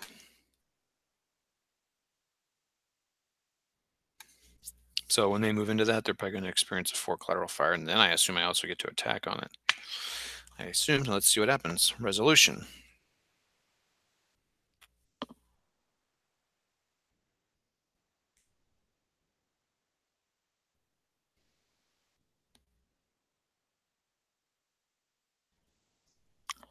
Okay. That is a bummer. I assume the broken unit can't do anything. Okay, so that was opportunity fire there. That was their movement there. Can I move back and out of the way? Broken units can move. Let's see. We need to learn what broken units can do. So let's do that together. All right, boys and girls. Broken units 10.5.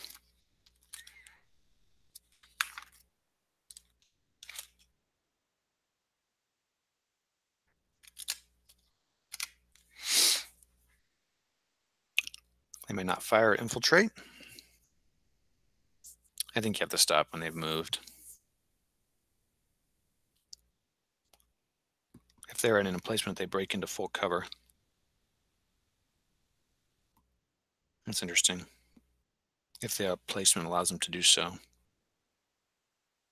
they can't fire them.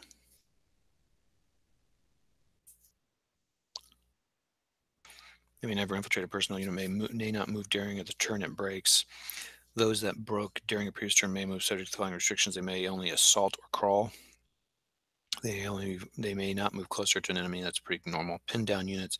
If a moving personnel unit, even if already broken, passes a morale check, you have their pin, surrender, place a surrender marker. If anything occurs, the unit fails a non-rally morale check when in MSR of any combat effective enemy unit. Exceptions overrun. See that. A surrender unit is treated as like a broken unit with the following additional restrictions. It may neither move nor infiltrate. Surrender units may not be targeted for fire unless other enemy units are in their location. By FFE. Automatically eliminate a unit marked as surrendered if any of the following occurs. An enemy personnel unit moves into or infiltrates into its location. It is still surrendered at the end of the turn segment unless stacked with a combat effective leader. Combat effective, does that mean not broken?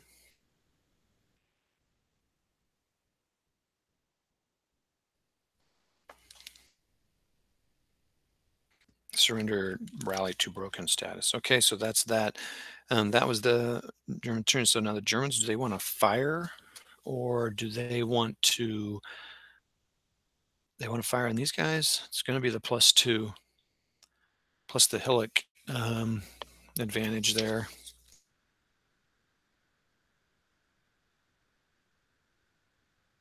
It's good. Good cover and hold down from lower unit. So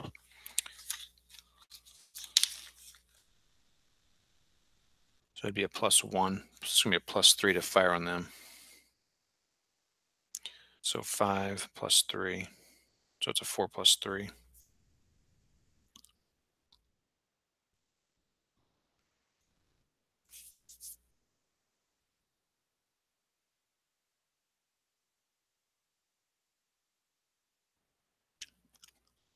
Let's do 4 plus 3.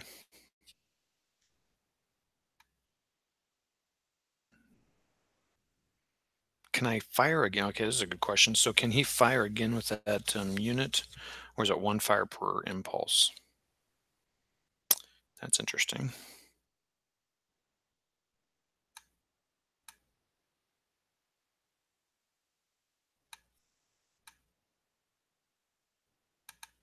Hmm.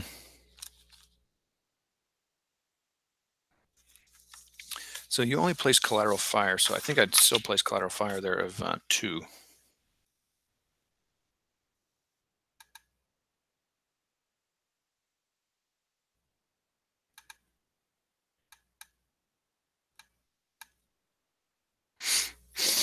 Um, no one's going to move through there, but whatever. Okay. I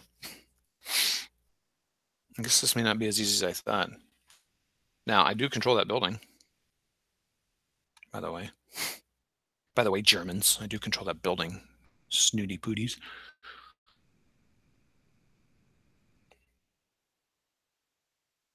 Germans can win if they can inflict 7 casualty points. Oh, Eddie Jester, what's going on here? Man, it's been a long time since I played ATS. I'd have to reread most of the get back in the swing of it. Yeah, no, that's kind of what I'm doing. If you can't tell, um, yeah, I'm not really sure why I'm showing videoing this. I'm hoping someone gets something out of it. Maybe it's kind of nice background noise while you're painting or while you're clipping counters or something. Because it's definitely not a learning video per se. But hey, what happened to my scenario card?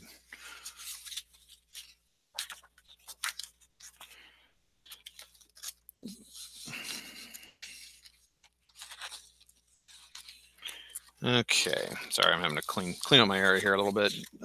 Where am I? All right, so here's the question. Let's look at this. See if Mitch's sequence of play says this. Grazing fire. I don't know anything about that. All right, so let's go to the 12-5.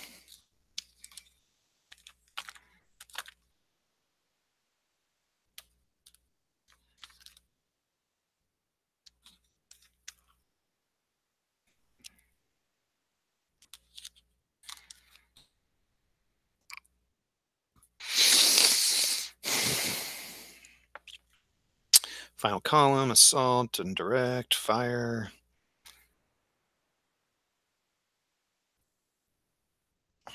Let's just look up rate of fire.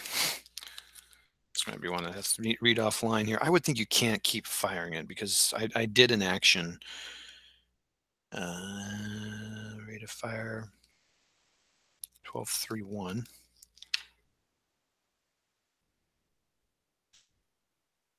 Not gonna matter for me. 12.62.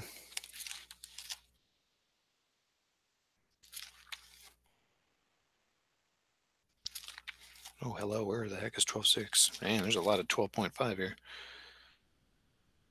Units may not fire more than their available rate of fire. Units lacking rate of fire have 1. A personal unit may thus fire 25 once per turn. Units with multiple weapons may fire each weapon separately during one impulse.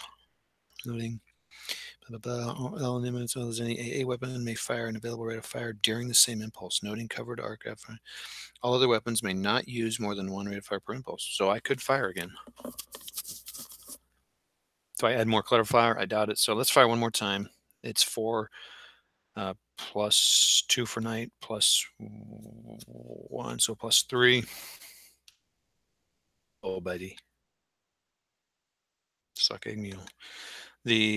As my grandma would say, I'll be a suck egg mule. So combat, fire, they're done. So they are done. So now these guys could get up here and infiltrate. Now, can I move into this hex?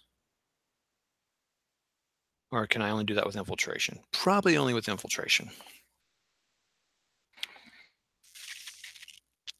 All right, so now let's look at firing that bazooka into those guys. Bazooka. So I can assault move into that hex and then assault fire, and I wouldn't get the +2. So we will do that. So now I need to look at bazooka. Bazooka. 14-4, 14-4-5. I got to tell you, I'm actually having quite a fun time here. Nerd. Okay. I really am enjoying this. Overview: shape charge weapons, light tank weapons, so I'm going to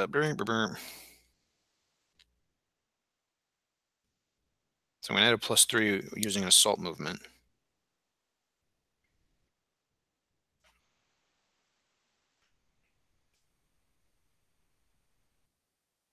Shape charge weapon may fire HE at personnel in the same manner as H weapons, but only against personnel in a building location. Shoot.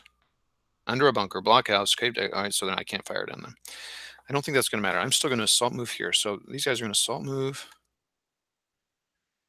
Here, you know what? This would be easier. So I'm going to go boom. Oh, how funny. Okay, boom. Boom.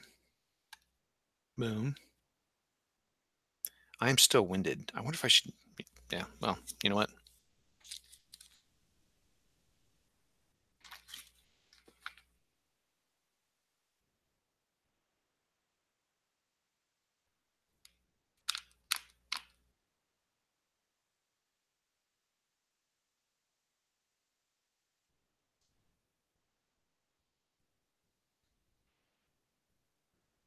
I have to look up when. So I'm not going to fire the bazooka because I can't, because they moved out of that bunker to do something. So in a way, it might have helped them move out of that, although they're going to get fired on.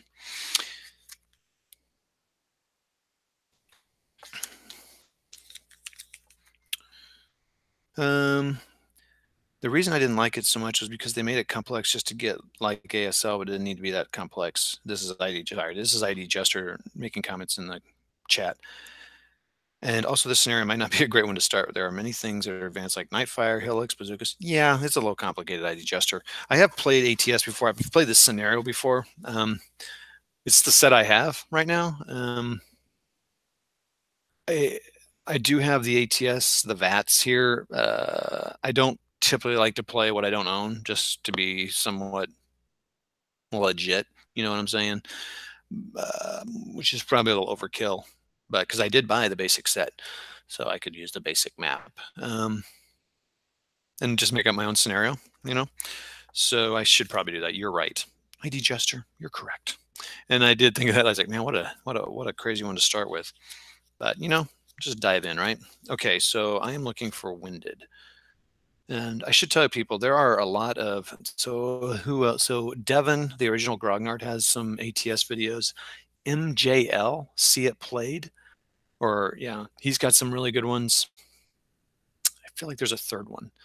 Grognard on YouTube has got some, and he's been playing it for a long time, so he doesn't stumble around like this. And MJL, I don't think he's played in a while. But MJL, so Mike Juliet Lima, has played several games ATS, and he's learning it like I am, but he cuts his videos, so he didn't have all these silences and stuff. What I'm saying is he's good. So those are at least two people playing ATS right now. 113131. So ID Gesture, that's an interesting comment about the complexity. You know, ATS is tied very tightly with, well, now it is, because the company who owns it makes all those scenario packs for ASL. And, you know, there's some things about critical hit that aren't, I don't know, the best. There's a lot of things about them, but, so yeah, the complex thing, but it kind of started from the Tobruk system in the original Avalon Hill game, I believe. And I don't clearly understand I've read I'm going to call it the mythology behind it all.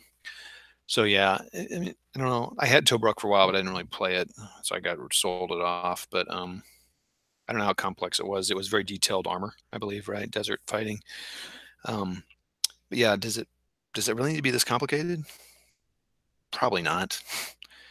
But it is definitely lighter than ASL. It doesn't seem like it watching me play, I'm sure, but so that's an interesting point. ID. So may I call you id? All right, let's see here. Applies a 1, 2. So you know that should be on this chart. Only 1 plus is applied, not 1 per 1. It really should be on this chart. I'm not sure about this. My charts here for modifiers for firing. I have to look that up later. All right, so now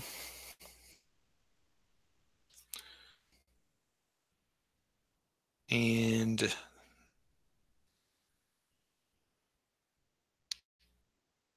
I don't think they get any protection because they're on top of the. I mean, I would think they get some. I mean, I don't know. Let's look at the chart here. So I am going back and forth there, and I apologize. So blockhouse. Is it emplacement or blockhouse? Embankment. Bunker. River heads. Tip tip doop deep bop. I don't know how this thing. That's one thing I don't understand. I guess I'm supposed to take a slower blockhouse.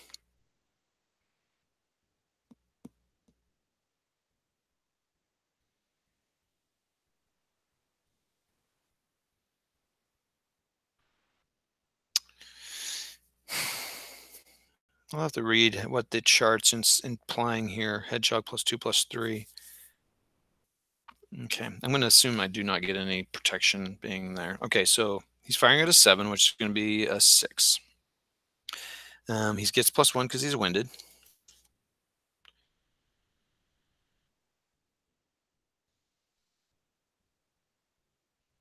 No terrain cover state. Obscuring terrain, smoke. No running, assault, moving target. No. NCO directed. No. It's a +3. So now I'm looking at a +4. So a 6 + 4. I need a 1.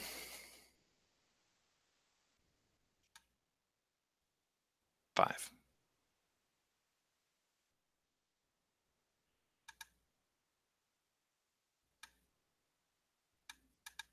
I mean, I would agree, ID, that it feels like ATS is kind of like ASL light, but it's more complex to me than the starter kit.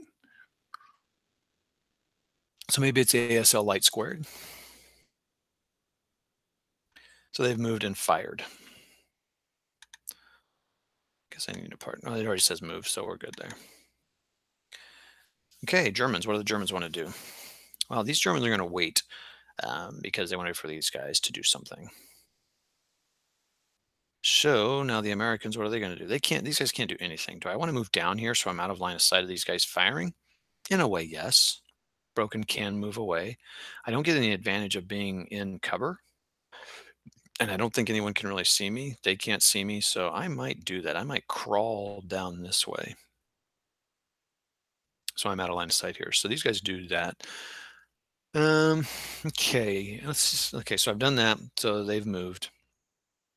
They've crawled out of that. Ooh, Germans could go bam, bam, bam. Should I do that? Hmm. Shoot. There, I didn't think of that. 1, 2, 3. Wow. But then these guys could just move in here and go 1, 2, 3, 4, 5, 6, 4, 5, 6. And that wouldn't even be running. Yes, it would be. Because they can move 4 assault, 5 assault. 1, 2, 3, 4, 5, 6.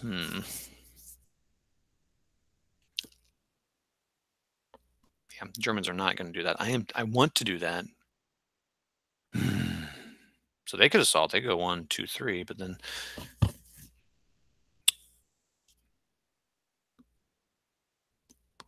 Okay, well, I'm going to pause here a second. It is the Germans' turn on ID Jester. What are you saying here? Back in the day, I bought their Normandy mega game and their Battle for Berlin mega game. They are huge with 3 massive maps, and I have 3 to 4 of their smaller game packs as well. So mod, or what is it?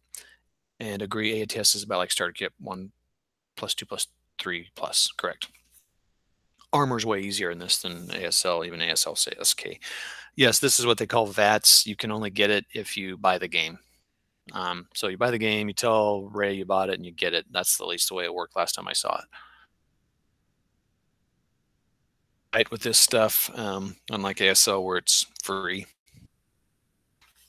Um,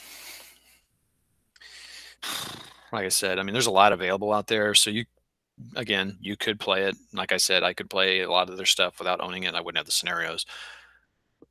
Like I said, I try not to do that because I've done it a few times to test games out, but I never have played a game more than once like that, and not even a full time. I just don't. I just like if I'm not willing to buy it, I'm not going to play it. You know what I mean? I'm sure people do it, and I just can't imagine it's a problem that piracy that weighs down the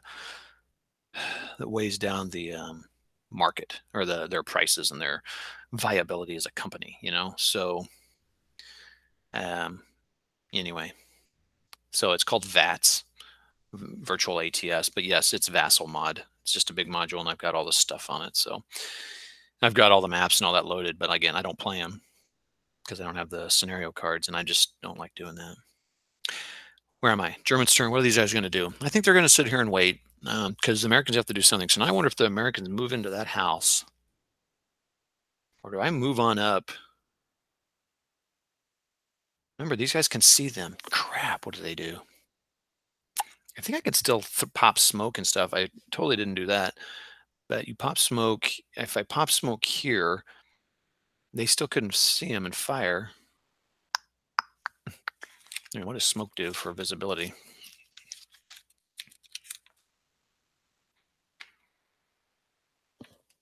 It's an obstruction.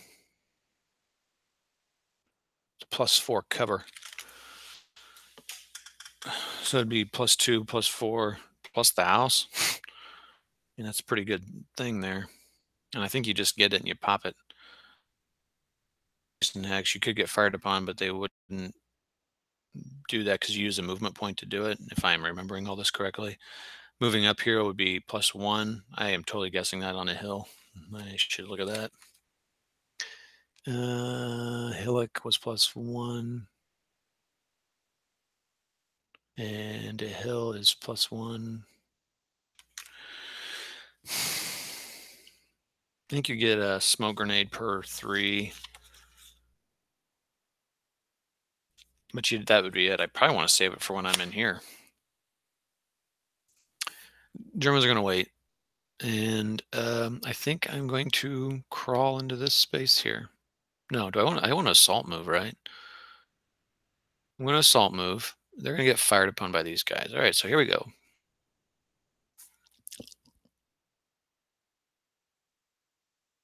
So it took 3 moving in there so I could fire 3 times. The first fire is going to be, so 3, 5, so it's 8. 8, it's +2 for the dark. +2 for dark. +1 for dark because I got the leader there. Sergeant is firing on him. So +1. He's in masonry.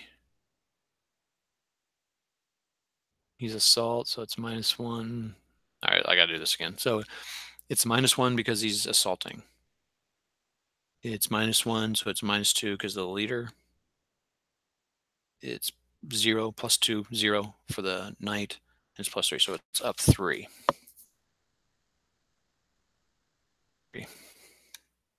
Oh my gosh. So it's a 4, it's a C2. Oh my goodness. +4 collateral in there. So I'll take 1 casualty here. And there's not a leader in this box here, so they cannot rally. All right, so combat casualty.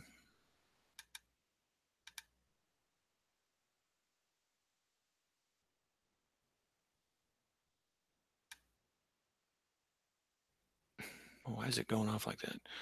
Combat.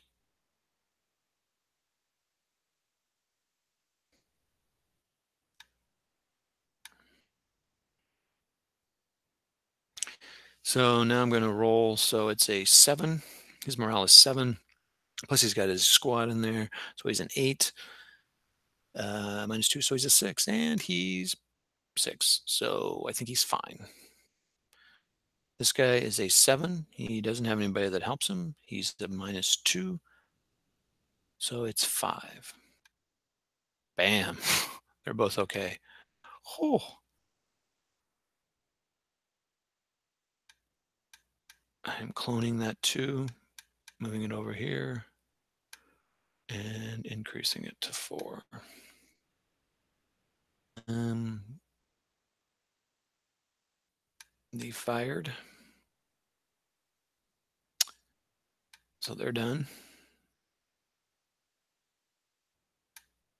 So I would continue. I can fire it all 3 times. So I'm going to fire them 2 more times. So at 4, um, it's 4 up 3. So 6. I need a 5. So I need a 2 or less. And again, an 8. So they're done. And they're done. Okay, wow. They're not broken though. So now they may fire.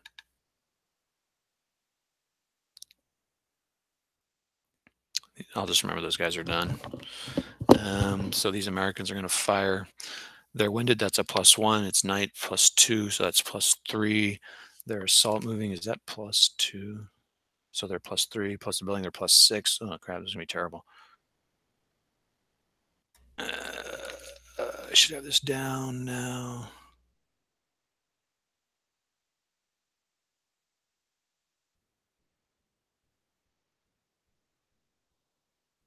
+6. Wait, what?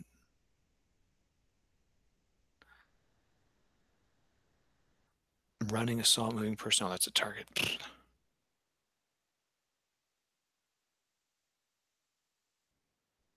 How come this is not easy for me to find?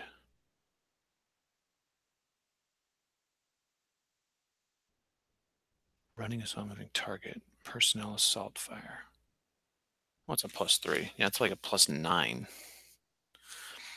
Do ones always hit? It's +9, right? So it's +3 for the building, +2 for night. I'm up to 5, +1 for wind. I'm up to 6,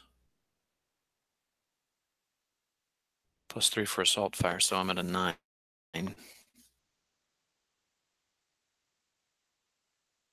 Yeah, sure. Fired. 6. Well, yeah. So that's the question. Does a 1? I might as well look that up. I'll watch the rest at work tomorrow to see what happened. Take care. CID. So am I down to 0 now? By myself. It's 11 o'clock. Yeah, it's time for me to go to bed too. Um,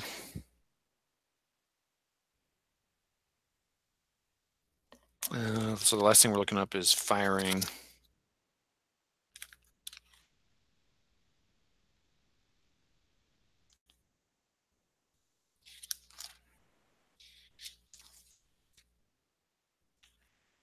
Kill table, leader effects, range choosing. Oh, he's got a unit. Oh, no, he's not a leader. Oh, and this guy gets to fire. So it's actually 9. So I'm firing on the 8.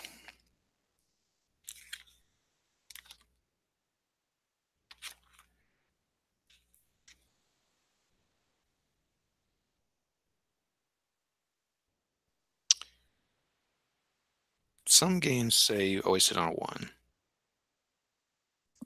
I would think not, though. I mean, why have all that stuff? And these might, determine the range, determine the gunfire factor, use the cover state effects, determine the final column.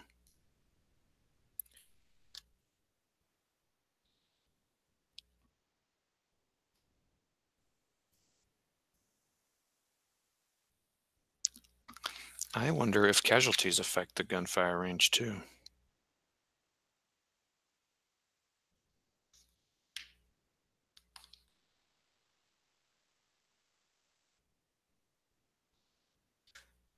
I mean, the way it tracks the casualties, it makes me wonder.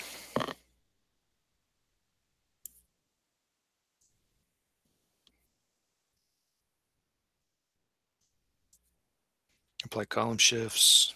Don't do that.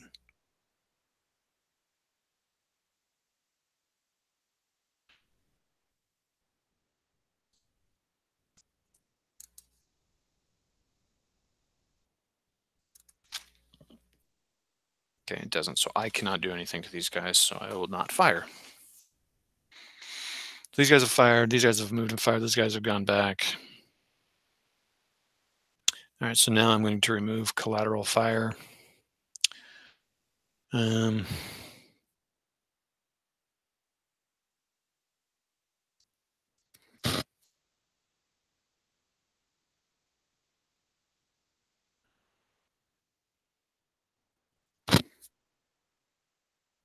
oh man, when I infiltrate is a melee attack. Okay, wow, okay. All right.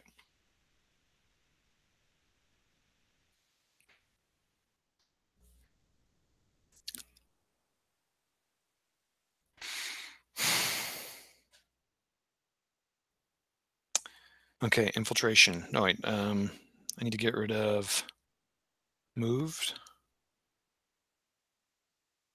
Winded stays on. Casualties stay on. Flares stay on. Okay, now infiltration. So let's roll the dice. Americans get to go first. So I'm definitely going to jump in there. So then the question is, how does that work? So it's a 767. He's winded, fired. Oh, I can take the fire off.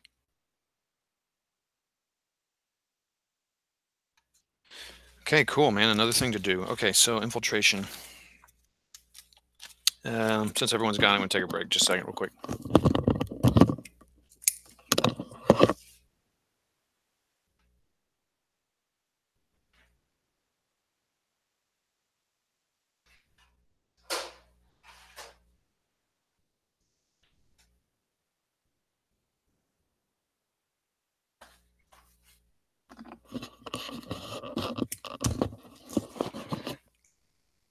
I'm not going to say I stepped away to get a cookie for my dad's birthday dinner, but I might have done that. Okay. Because that's what I need at 11:05 at night, a cookie. I feel right as rain. Okay, name the movie.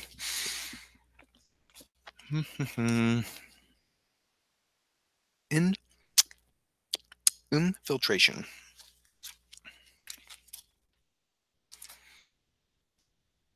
Broken units can't do it.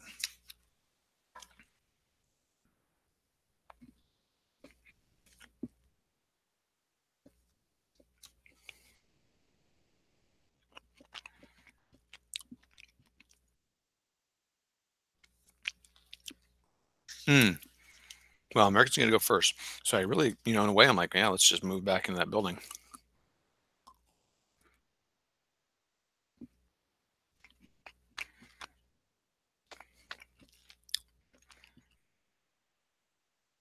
Seven, 3, 4, 1.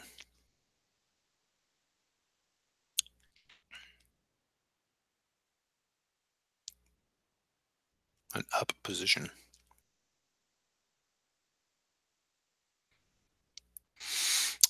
Okay, I'm going to figure that out.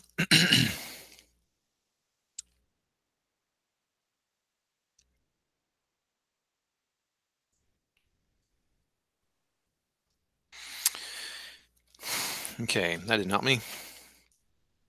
10-5 through 10-7. Oh boy.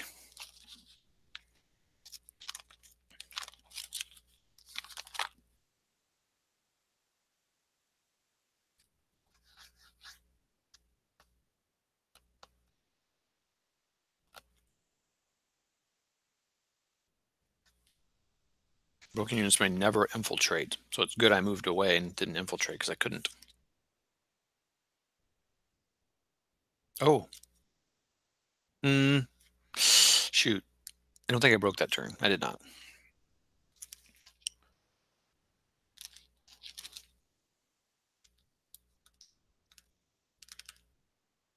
An already broken unit that fails.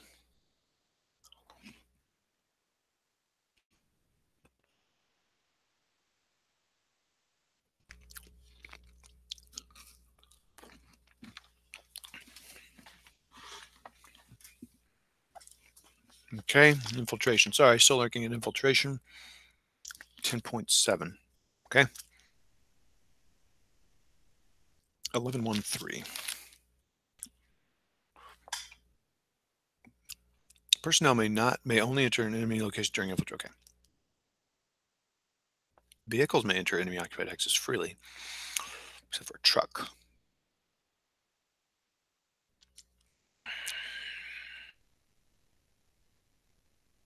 Okay.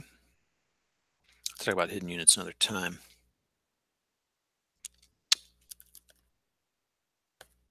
Okay, fine. Kind of knew that, so that's cool. 1155.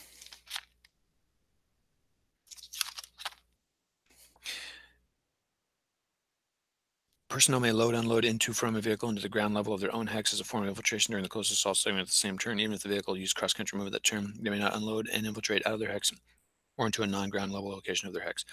They may not unload and infiltrate out of their hex. Or okay.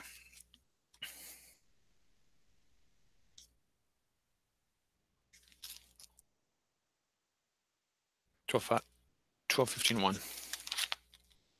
12, 15, 1.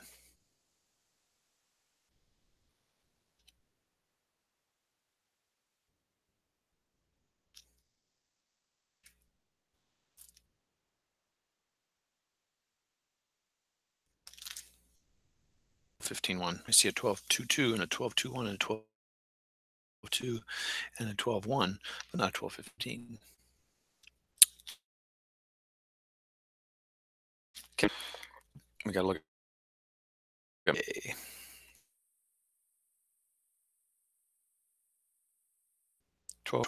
Now we know that this is going to be in here. So, excuse me.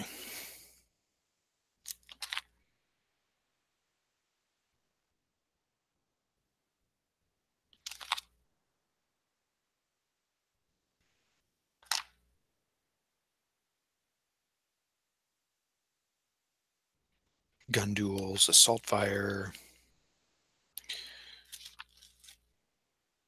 off board, counter battery, overrun. Come on, baby, close assault. Oh, well, yeah, we need to look up the grenade attacks. During a close assault, eligible personnel may infiltrate or conduct grenade attacks. Personnel units may make grenade attacks against accessible adjacent enemy units during the infiltration phase if the personnel unit meets the following criteria. It did not fire at any time during that turn. Nope. It did. And it did. So they both can't. So I'm just going to ignore that for now so I can get moving here. Even if marked with a moved or fired, a personnel unit that is in the same capable of moving infiltrator started. Move into the accessible location of the same extra adjacent hex. Move under.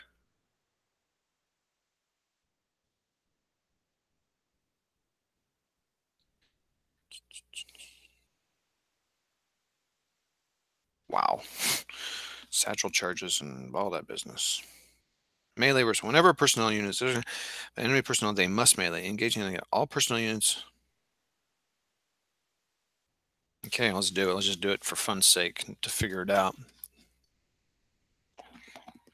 Well, it happens immediately. I really want to get them out of that bunker, not blockhouse.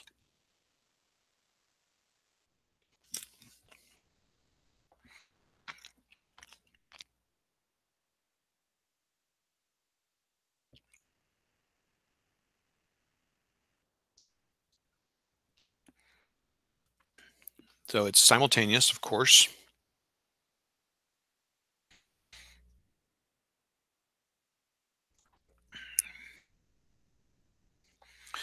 In a round of melee, each side is considered the attacker. During each round of melee, the owning player may divide his attacks freely as long as each of the units involved in an attack and no defending units attack more than once per round. Opposing player or otherwise alone if there are other units in the melee that are friendly to it. So you can't attack one SP personnel units. And must declare which of his friendly units was okay. Because we only have 2 units, one each side. The Empire player moves a personnel unit into the enemy occupied location during the infiltration phase and places a melee marker in the location. Remove any non-CE personnel units immediately. C12, 15, 7. That's one thing cool. They tell you what that is. So I go here to, let's go here to my turn. Bam, bam, bam, bam, bam. Melee.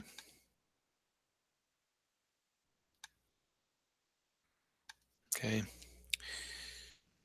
Additional units from both sides may infiltrate. Oh, additional units from both sides may infiltrate into the melee location. There is no penalty for overstacking. You can. He's broken. Do I want to put the leader in there? Yes and no.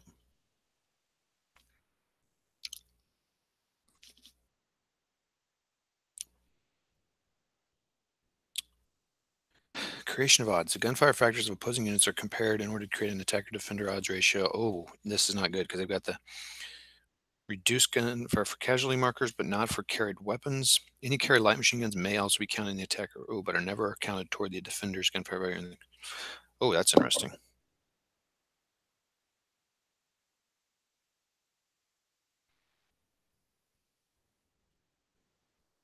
Interesting. So if the odds keep going. Okay, let's look at our odds first. 7. Oops, wrong one. 7 to 6. They're attacking 7 to 6, so I assume it's 1 to 1. But they're attacking 10 to 7, which 7 into 10 goes once. 7, 3. It's depending on how the chart reads. So looking at melee table, I think they're still 1 to 1. They do not get 3 to 2 odds, so I think it's still 1 to 1 either way. Let's see if there's any modifiers. Courage, close top, moving vehicle, leadership, satchel charge, all non-leader have a morale 8 plus, and all non-leader.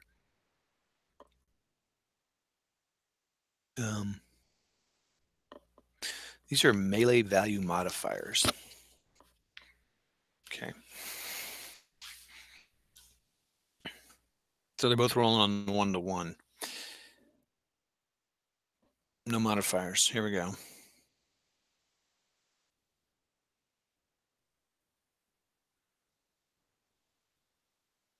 Oh, this is interesting. Okay, so let's just roll. Yeah, either way, they're both rolling 1 to 1. Americans rolled 1, Germans rolled 4. So on 1 to 1, D3 for the against the Germans, a C1 against the Americans. Personnel versus vehicle melee results. Points.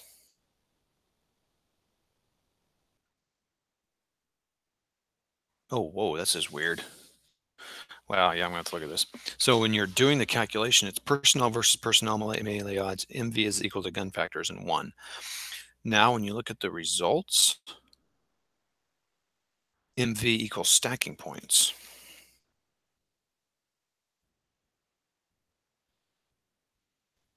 Oh, that's personnel versus me. Okay, I'm sorry. That was personnel versus vehicle. Okay.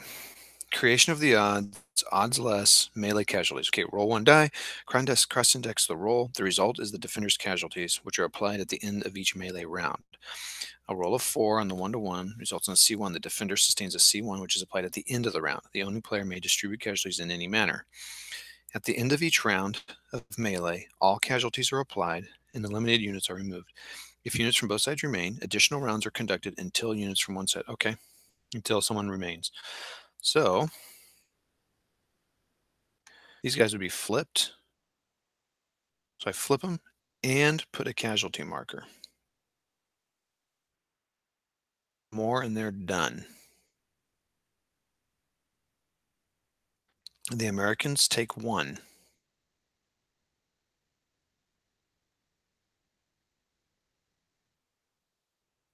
Take 1 casualty. Okay. So they don't get a morale. There's no leaders. And I do another round. Okay, so now let's give an example, which I'll read later. Why do it correctly? Okay.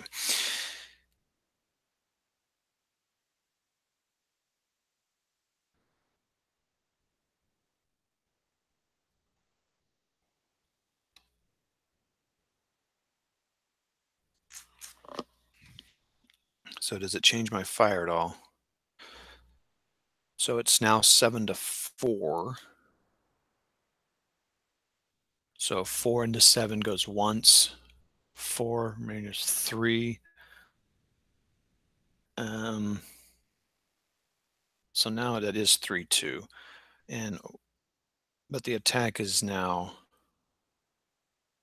it's going to be still 1-1. So now I roll a little bit better. So again, we'll roll at the same time. I hope I'm doing that correctly. Red was another 1, black 6. So that's it. So now it's C4 for the Americans and nothing for the Germans. That's very strange. Okay, so now I'm going to assume now that's another thing, but I'm not going to worry about that. So these guys are,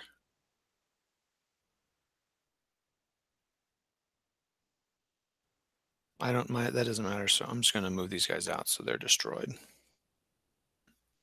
Casualty marker, show broken, surrendered, suppressed units. Wow, that's pretty cool. Wow, they have this, as you see in here, you can find all your broken units. That's pretty cool. Show hide, fire the fire and target window. I don't know what that is either. This is fascinating. Scenario information window.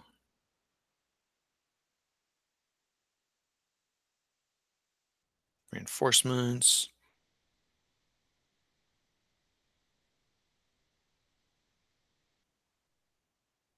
Victory points.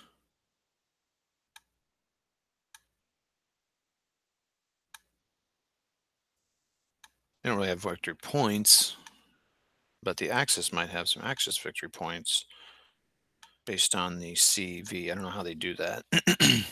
And these guys aren't getting more, and they've knocked them down 1. So we'll have to see how those are counted. But anyway, so that's done. So I assume melee stays on there until when?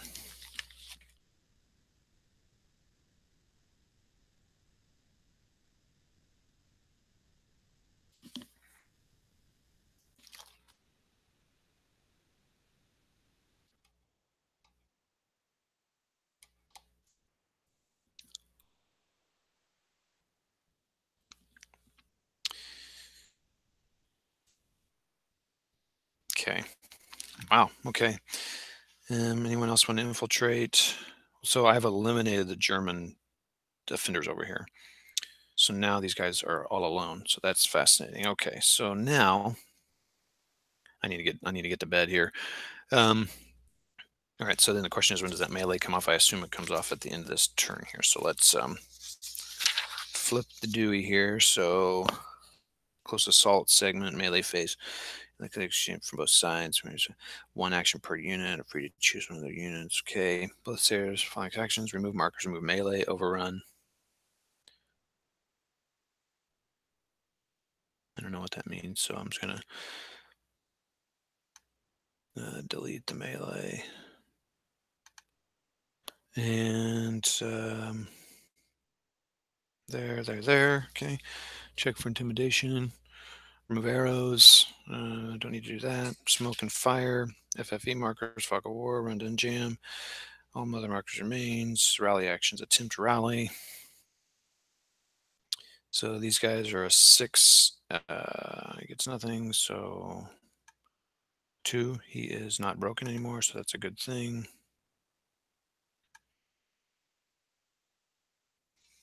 Broken control B. So now he gets to rally this guy. So he's at a 5. He's at a 6. So he's at a 6 as well. He's a 10. Please get courage. He does not. Okay, so that guy's still broken. Not good. Okay. And anyone else rally these guys or not? These guys are broken. So he's at a 7. He's at an 8. 9. So he's at a 9. He should be fine. He is awesome.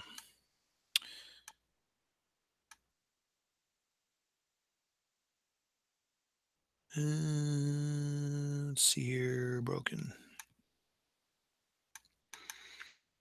Okay, so I think that does it. So let's go here and I'll call it a night. So that's that for that.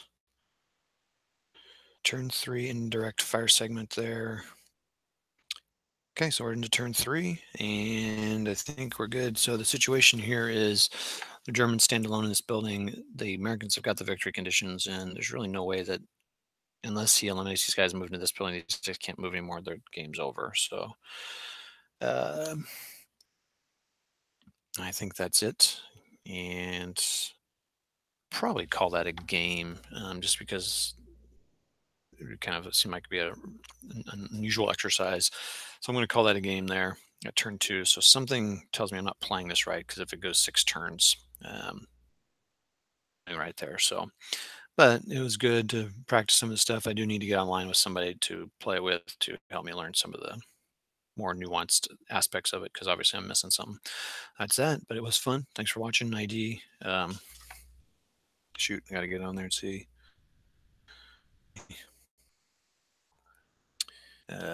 Brian, I believe, yeah, ID.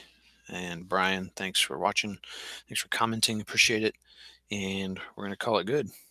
Let's get over here to the shutdown screen, stop screen sharing.